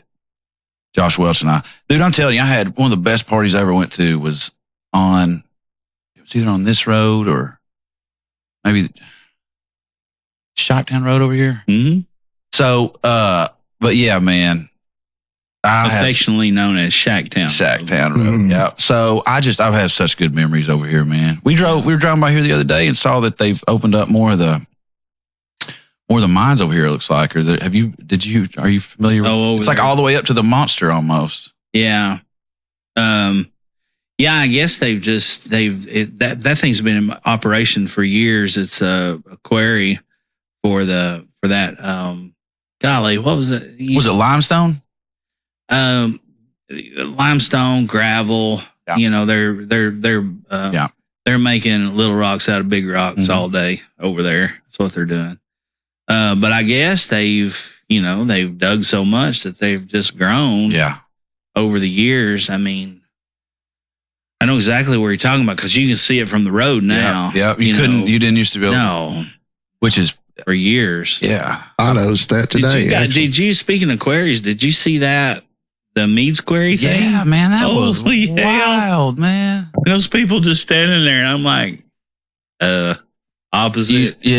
Something's coming. Equal and opposite reaction. Better get out of there. I mean, it was. Did you see? Do you know what we're talking about? You should look it up. Oh my gosh, it's wild. Somebody caught it on their telephone, obviously, but over in South Knoxville at Meads Quarry, there was a piece of rock as big as the honky tonk and probably 2 times big as this and mom's house. Yeah. Fell off, just sheared off right off the face of the side of the quarry. It created any kind of wave tsunami. Yeah. Really? Yeah. It was bad. It was bad. Now, luckily nobody got hurt or this girl is killed. This girl very heroically went and got her dog, and there's people filming. It's wild, man. You ought to watch it.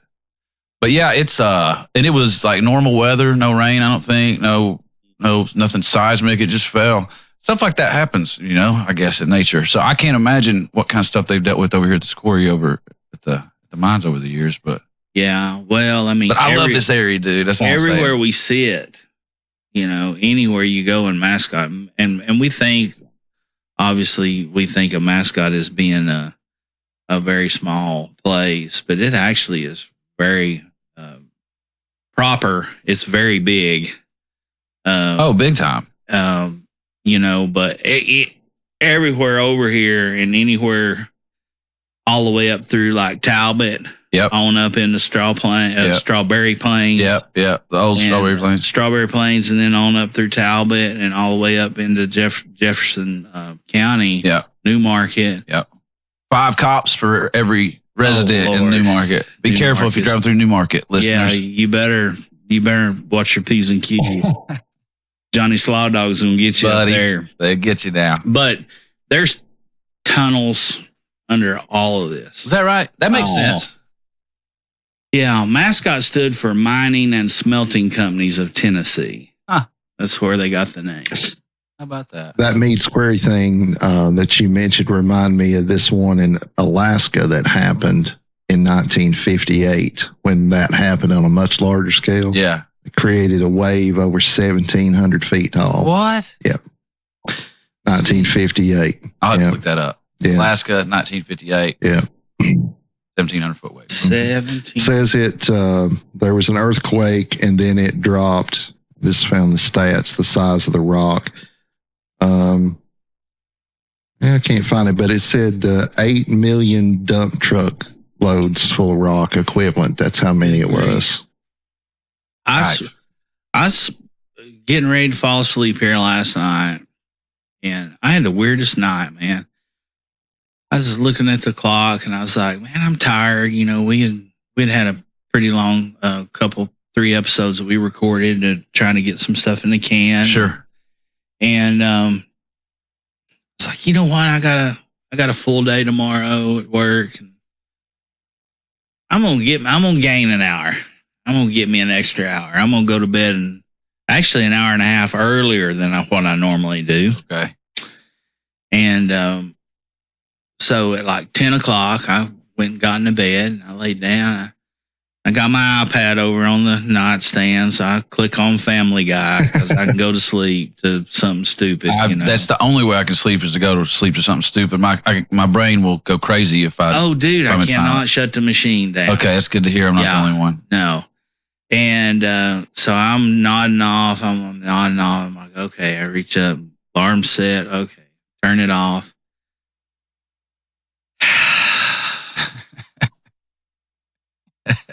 15 minutes goes by and I'm like, hey, can I play? What time did you guys get here? Are we playing kickball or dodgeball? Are we going to play baseball? Have you picked teams yet? Not yet. I'm a captain. You going to be a captain? Just everything. And I was just wide awake. Yeah. And I was just like, are you kidding me? Oh, it's the worst. How do you be that tired and sleepy and tell yourself, okay, I'm going to do the right thing for once in 52 years of my life? I'm like, I'm going to listen to my brain. Yeah. And then the brain tricks your entire body that it's time to go. And so I stayed up, and every which way I turned, every way I jammed my pillow, fluffed the pillow, put the pillow, just not comfortable. Just wasn't gonna work. Just was not comfortable. No, exactly. I feel like something was on my leg. I feel like something was on my neck. What the hell's going on? I just could not get comfortable. And finally, I started getting drowsy again, and I looked up here to the clock. It was 11:30. I was like, oh, when I normally go to bed. Right. Okay, I guess that makes sense. So you're not in charge. It doesn't look. Oh no, man! I hear you. I hate it. Shoot, we have the worst sleeping trouble. It's not good. Well, and as I've gotten older, and I started, working with Carl again, I'm an early riser, and I played music 20 plus years. Sure. Late nights. I was going to bed at one time I get up nowadays. Right. Right. And I like it because I'm up. I beat the heat. I'm back in. If I want to take me a little nap, it doesn't mess me up too bad at night, yeah, I was just like, oh, well. That happens to me all the time. You did not gain that hour and a half you thought you were going to. Yeah, it just made yourself mad. Yeah. I don't. Yeah, I can't go to sleep before usually a 1 or 2. It doesn't matter what time I get up. It's if I get up at 6 in the morning, it's going to be 1 or 2 that night. If I do it about 4 or 5 days in a row, then I'll start getting sleepy around 11 or 12. But it's hard for me to shut my shit down, man. I know, man. I have the same trouble. Some people only need 6 hours sleep. That's what Thomas Jefferson did. He'd sleep for 6. What did he ever do? Yeah, that guy. He would stay up for 6 and go to bed for 2 hours and get up. Wrote our nation's bylaws with a hog feather. Yeah. A delirious. Yeah. Little sleep. And by candlelight. Didn't he have a fucking light? No. What did he ever do? I tell you, man, this is cool. I've done a lot of these podcasts, and this is cool. Well, thanks, man. It really is, man. Y'all have got a lot of personality, both in the room and behind the mics. It's been good. Well, thanks.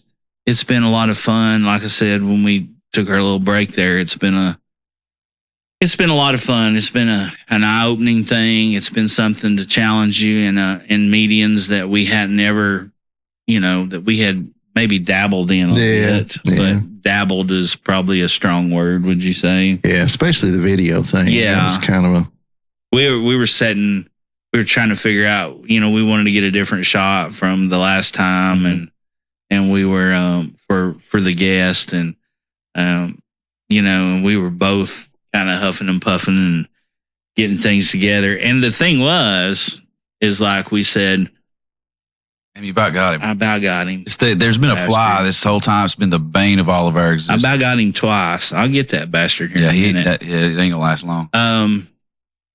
But we were like, okay. But we're pro fly, don't worry. Yeah.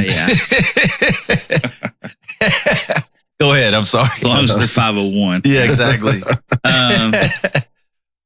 But yeah, so we thought, okay, we'll just leave everything set up, and then we won't have as much to do. We won't have to start it. We won't have to pre as early and blah blah blah. And we were trying to get this and that, and we were debating on shots and this and that. And I said, oh yeah. I looked at Jamie. I was like, do video. They said it'll be so much better. They said. There's so much that goes into this. People don't realize. Yeah, it's fun though. It's fun. But I'm glad you like the place. I just want it to be. I want it to be comfortable. I want people to be able to have what they have and be themselves. And, a lot of this stuff is just stuff I've carried around for years, and I never had enough room to be able to put out all my, the stuff that I like, like that bird posters from the 80s, That's Dr. J guarding them too. Yeah, and Dr. J over here, you'll have to check that one out in a minute. Man. The doctor's always in. Oh, that's great. But just stuff, and you're a print guy, and I found that the high voltage. Oh yeah, that's great. From the new Sentinel, and my neighbor had saved that. That's fantastic. And so got a little bit of everything here. Well, that's me. It's great. Us, the stuff we like.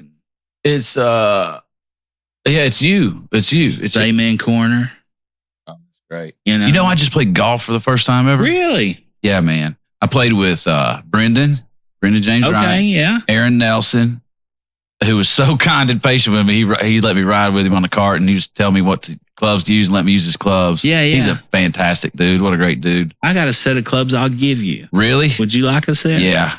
And they're totally good enough for a beginner set. Well, I'm tall as shit though. You ain't got none. What are you gonna do? Go beat around with a fucking rock? Beggars can't be choosers. Yeah. Right. So this is how I was reshafted down at Stanley's. Yeah, I should. What I was described one time this guy by how tall and lanky and skinny I am. I was described as Wesson Oil, Olive Oil's little brother. Robbie Cameron came up with that when we were in high school, that's maybe. Pretty good. So yeah, that's why the only reason I say that. I'm gonna show you something. You're a print guy. Yeah. And you're a Vol fan, obviously. Yeah, I dig the Vols. Let me show you something I found. Okay.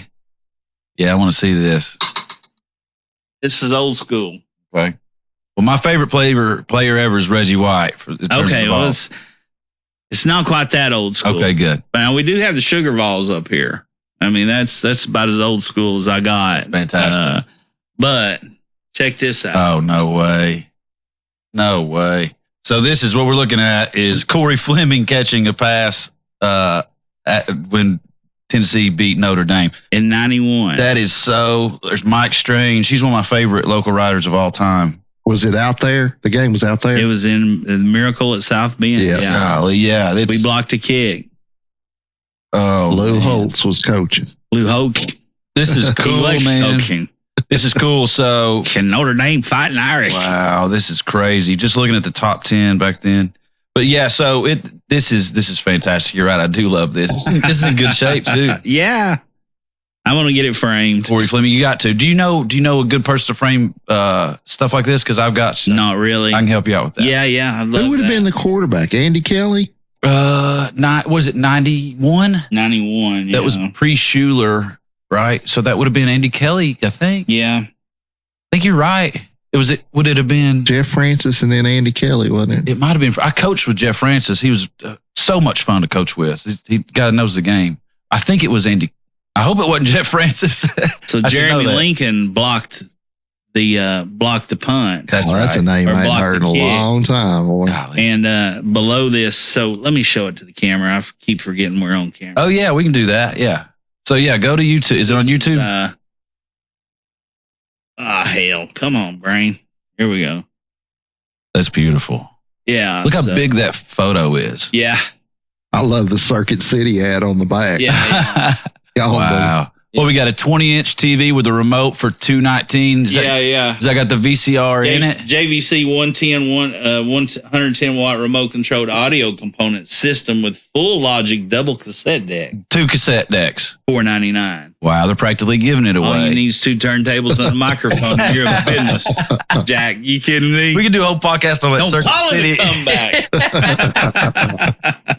But yeah, so that's down fantastic. here it says Lincoln's block with behind answers Lacewell prayers.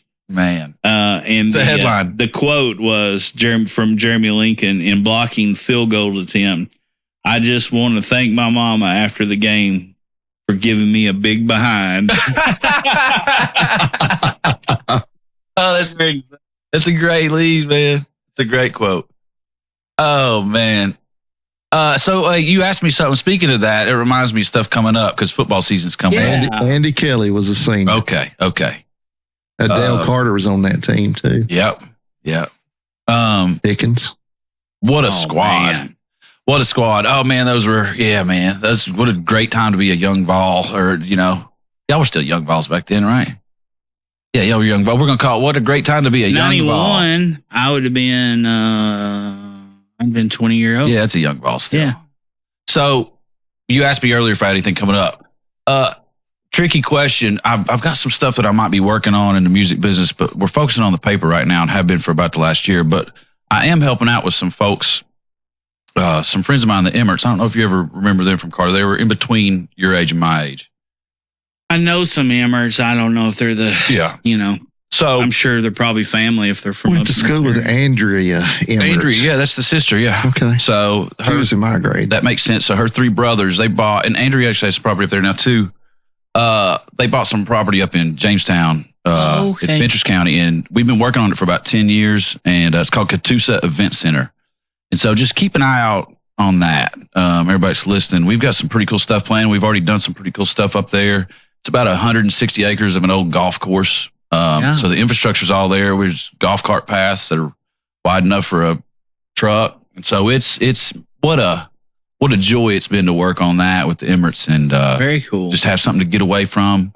Yeah. To get away from here and go where my phone don't work. Mm-hmm. And I learned how to use an excavator and tractor, all kinds of stuff up there. Nice. So have y'all done anything with big machinery ever before? It's so fun. It's so fun. It's very, Yeah. you got to, it's serious business, but goodness gracious, it's fun. Yeah, over the last 2 days, I just hauled, I was hauling 15,000 pounds of bin block Shit. hot shot rigging from, here to the shop. Okay. But yeah, all this stuff I hear we did with tractor and front end loader and Bobcat, and not quite done yet. Yeah. Good news is, I didn't tell you this. I was telling Rusty earlier. I got a guy coming in 2 weeks to tear us all this off all the way back. Oh, really? Yeah, and just take Bring a dozer, all that undergrowth down, and if you need help, let me know. Trees over. I'm dying to use these new skills. I needed help yesterday, buddy. I wouldn't. Well, I can. You ain't leaving, are you? I got to head out, but yeah, covered up. Yeah. No, seriously, if you need help, let me know. That's him. That's it. Yeah, East Knox County, right there. That's right. I can help you anytime. What are you doing tomorrow? I'm covered up. Damn, I got more work than I know what to do. I don't even know where to start. Well, that's fun. That's exciting. It is. It's a cool place. Y'all got to come up there, man. You can come up there and camp, or come up there and plenty of room to move around. We had a couple regional burns up there. There's a thing called To the Moon. It's just a ton of fun. It's learning about a new culture I didn't know anything about, because I've always been music festivals, and then this burn culture is a whole different thing, but it's very similar in a lot of ways. It's very, it's like anti-capitalism. So you don't spend any money while you're there. You just trade everything. So everybody brings stuff, but everybody's important, because you can't get anything if you don't. I don't want to speak for it because I don't have as much experience, but from my understanding of it, if you want to participate, then you got to bring something to the table, which to me is really cool. It kind of goes back to what we were talking about earlier when we were traveling, and things are simpler, and it's not I don't know, it just seems easier. So you had came up to the farm parties back in the day, right? Loved them. Okay. Loved them. So you'd read the Podna Proclamation. I'm sure I walked you down there and made you read it. It's shit like that is what I love. Okay. It's the idea of it all that makes the most sense. All right. So I'm going to tell you a little story. I love this. If it's all right. I can't wait. So the way that all came about was we had decided, me and Chip, Andy, Nita, back before they were dating. Okay. When we were a lot younger. All great people, though. A lot broker. Yep. But we had a desire to go down to the Black Pot Festival in Lafayette, Louisiana. Okay. So we load up. The four of us, Red and MD, are going. We're going to meet them down there. Okay. We're all camping around each other. I think Red and MD had been there before. Maybe Nita, maybe not. I can't remember.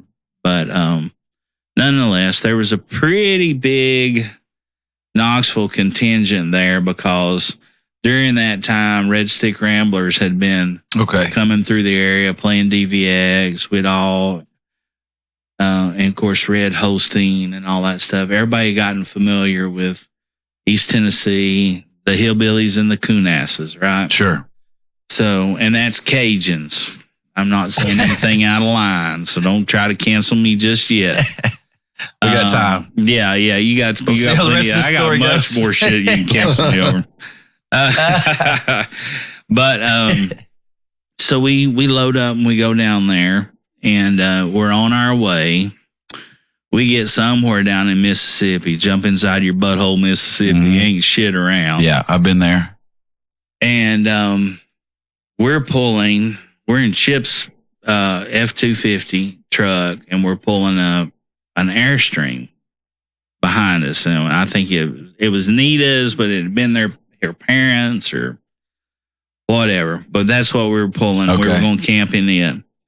We get somewhere, like I said, and jump inside your butthole, Alabama or Mississippi, and the wheel comes off of that Airstream trailer. Oh my God. And is on fire and just goes across 4 lanes of traffic right into the median. And of course, everybody's freaking out, like, what the hell do we do now? We pull over.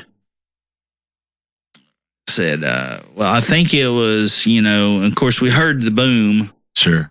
It was like, for somebody, for whatever reason, had remembered a mile marker. I think it was around so-and-so.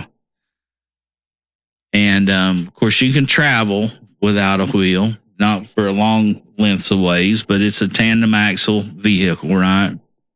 So you still got wheels. And we turned around and we get back up there and I said, there it is. I see it. I said, there it is. I get out, cross 3 lanes of traffic on whatever interstate it was, go over there, and to me, not thinking, this sumbitch was on fire when it rolled across 3 lanes of traffic. It's probably going to be hot. That's a good bet, right? What was it, like 10, 15 minutes later or something? Yeah. Yeah. So, yeah, it's still hot.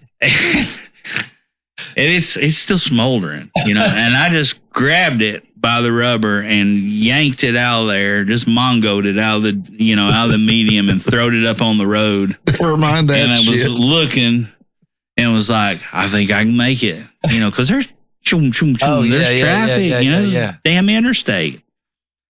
And I kicked that thing and start rolling it across the interstate to get it back over there. Pick it up, throw it in the bed of the truck. Oh, shoot. Like, I got it. And I'm black from my fingertips up to my elbows. I call a buddy of mine, lives down that way. I was like, do you know of any repair shops we can take this to? Yeah, you can take it over to so-and-so. Yeah. We take it over there. Thank God for my travels, right? Mm-hmm. Meeting good people, new friends. Oh, man. It came in handy. So we get over there. They couldn't totally fix it, but they got us enough that we could continue our journey.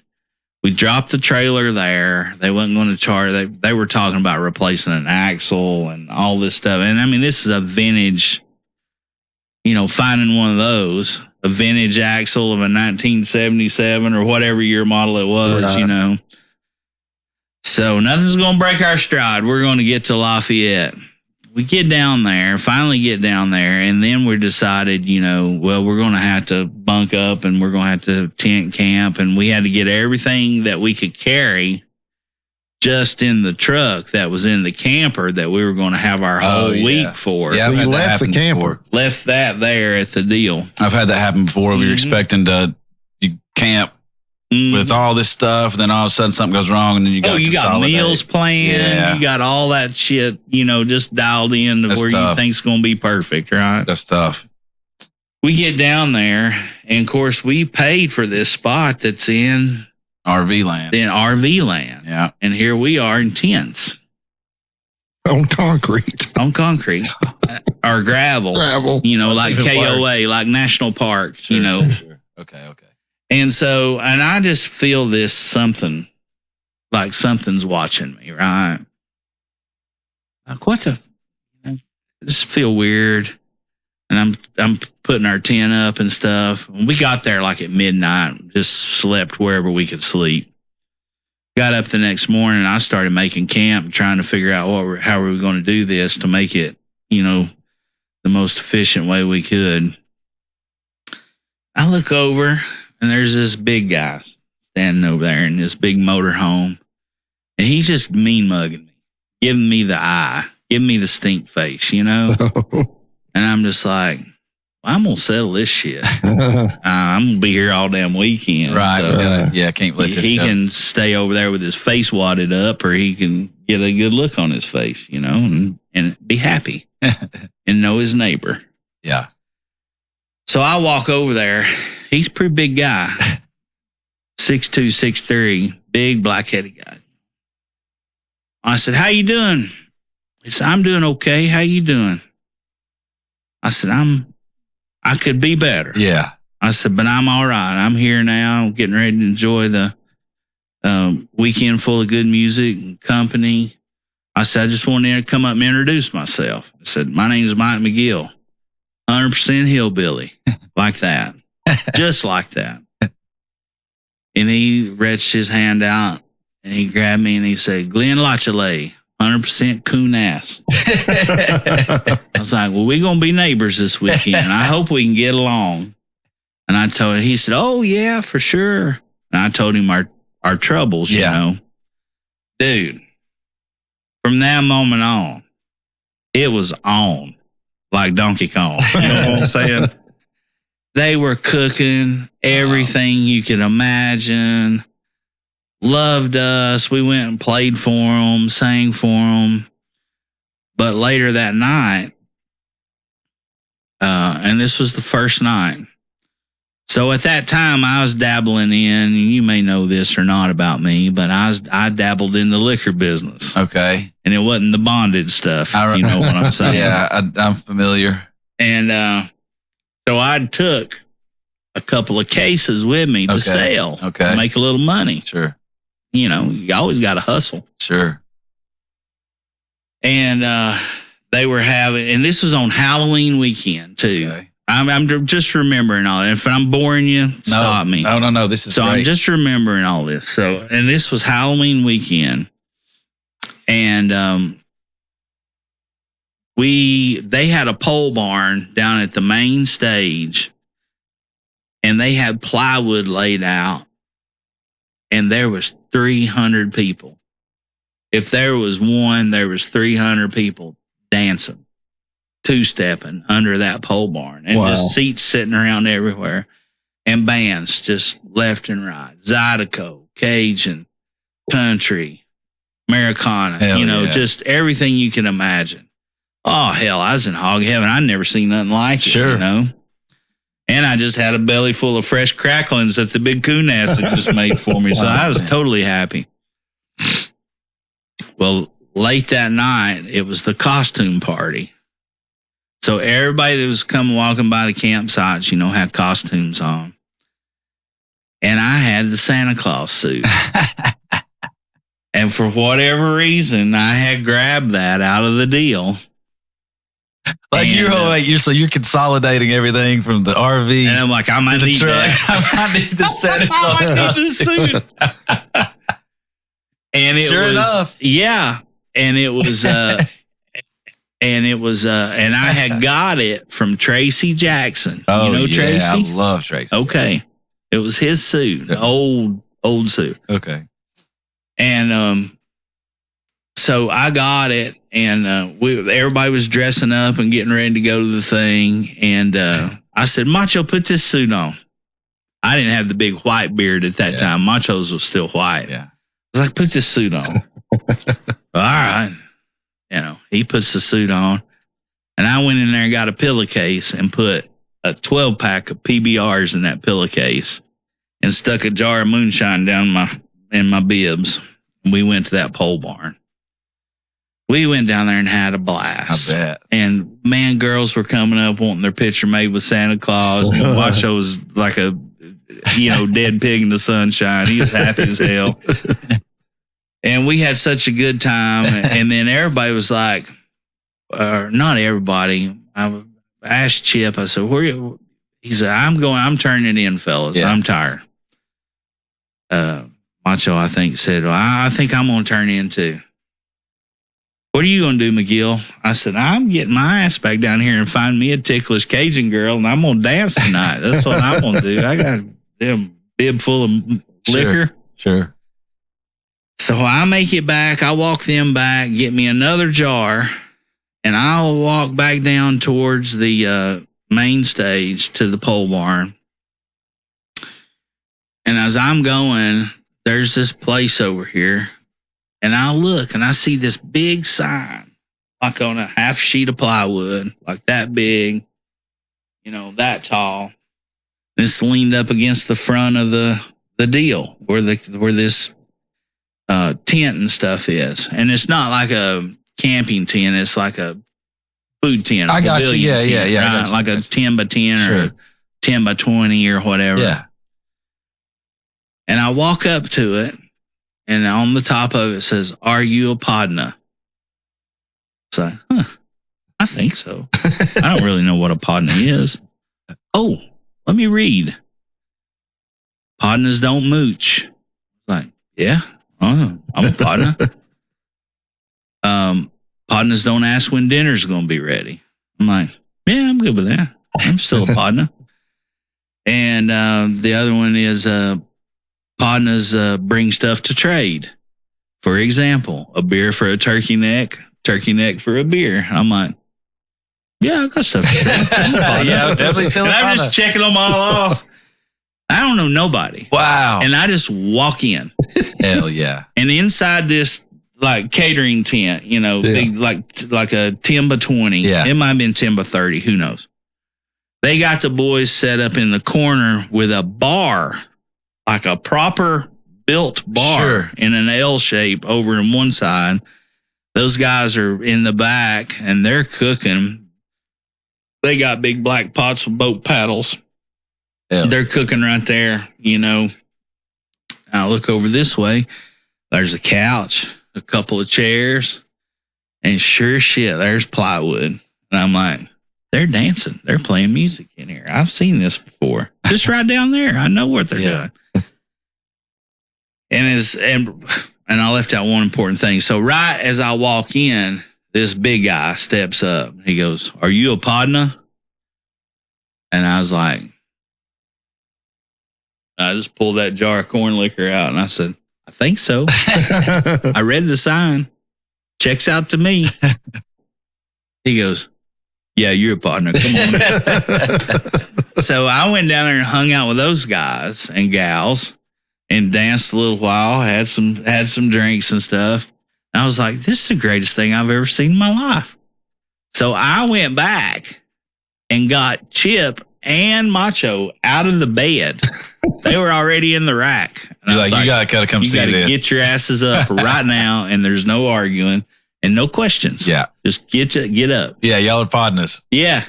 And they were like, "Oh, fuck, yeah." And to their credit, they, what's going on? Oh, they that's never great. said none of that. They got up. And I said, "Grab a couple jars of that hooch over there, and bring it with us." And they were like, "Well, I don't just come on."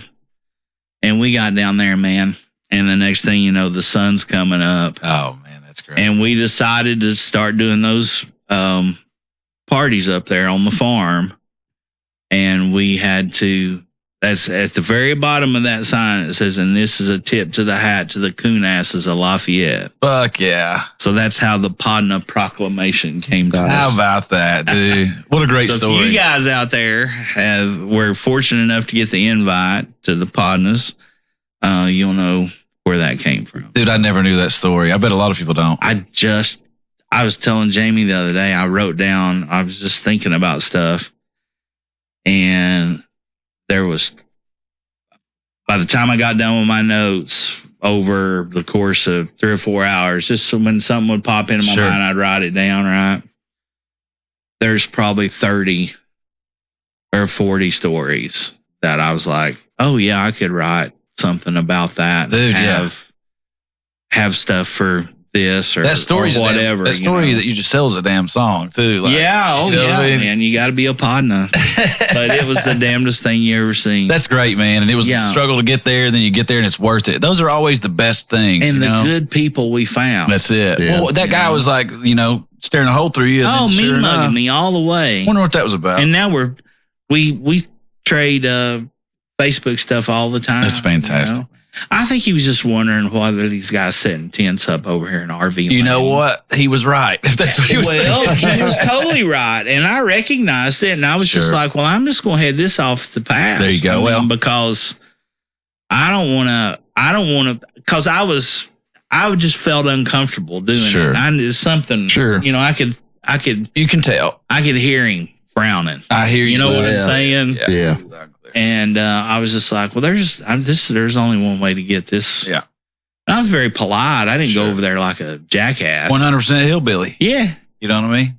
Yeah. That's great. And he reached his hand out. Man, next thing you know, man, they're cooking. They're smoking ducks and making homemade fried crackling and boudin and jambalaya. And food's so good down there, man. And they brought, of course, this is a classic Cajun story, too. If you ever meet a real Cajun, there's a Boudreaux, Thibodeau, and a Woodrow. If you don't know that about Louisiana, especially Southwest Louisiana, that's the case. And one of them, the Woodrow, I started calling Weirdrow. He's a little guy, always laughing, had something funny to say. Sure. I was like, you ain't Woodrow no more. I said, you're Weirdrow. And he laughed like hell. He loved it. We had a great time. But well, that's the good thing, man. And this, but yeah, so that whole ideology, I think that helps out with events. You know what I mean? When it ain't about money. Yeah. I was talking to Sam Quinn about it too. We were talking about Wayne Stock, how it's separate. It's like, I don't know, there's something different. And you can still have magic when money's involved. Don't get me wrong, but absolutely. There's just something to it, man. It's gonna be hard to beat that story, but it's what I'm saying is that it's not it's a contest. Well, I kind of want it to be. I kind of want to win. Okay, well, let's see if I can come up with something. Step up. No, I think see what you got. Man, you should see how you just looked at me. Did y'all see that? Y'all need to watch it. Is it on YouTube? Is that what it is? Yeah. Yeah. Watch this on YouTube. Don't just listen to it. But no, man. Listen, I've had a blast. And I love that. I love that we can end it on that because we're talking about the things we love to do and why we love to do them. Why we love to do them is more important. The why is more important. Like this, you go down there, have all that trouble. You get there, and then you end up with the pod and the rules, and then they come up here and you bring them with you. You know, with blank was a bitter, an argument and a dispute of sorts, and then you go back, and the next thing you know, you've started your life's passion. Unbelievable. With a guy's guidance and help and unbelievable. Yeah, absolutely. It's funny how things work, isn't it? It is. It's great. Well, listen, we've had a great time. Oh yeah. And I can't believe I'm getting ready to ask you this. Uh-oh. You want to come back and do another one? Of course. Yeah. Okay. Of course I do, man. This has been a blast. Are you kidding me? We'll come back and do another one, and we'll tell some more stories. And like I said, we don't have to, it's check out Blank News, blanknews.com. Yep, that's it. Blank newspaper. They're all around town. Yeah, they're everywhere. You got to kind of try not to find one these days. So okay, good. If you can't find one, let me know. I remember the days you had to try to find one. Oh, buddy. Like 550, right? Wasn't that the number? Yeah. There weren't many collector's items almost. Yeah. And I'm glad because they didn't. Those early ones probably didn't need to get out too much. Oh, hell. But it was, hey, here we are. So, like I said, all those other people deserve way more credit than me. But it's been so fun. And so it's pretty cool to grow up in a town, learn a bunch of stuff in high school, not graduate, get kicked out of there, then go to community college, get kicked out of there, and then start a newspaper and have it run for 17 years. That means Knoxville's pretty cool, I feel. Yeah. Okay, well, that's the next. You get that story ready. Because that's where we'll lead off on the next. I like that. Hey, if you don't know, if you just got here or you've been living under a rock, Rusty Odom is our special guest. Truly one of the good guys in this town. He's always been kind to me. He's always treated me well. He's always treated me with respect, and I hope I've done that. Absolutely, you have. To you in return. Of course you have. I love you. Love you too. Would love to have you back. Jamie, you want to do another one? Oh, hell yeah. Sure. Hell yeah. Folks, remember, anybody can be an asshole. It takes a lot not to be an asshole. So be kind to one another, and remember, if you're not, there's always a price to be paid for cruelty. It's one more for the good guys. Cheers. Cheers. You either is or you ain't. You do or you don't. You can or you can't. Or you will or you won't. Either way, baby, a good man, well, he's hard to find.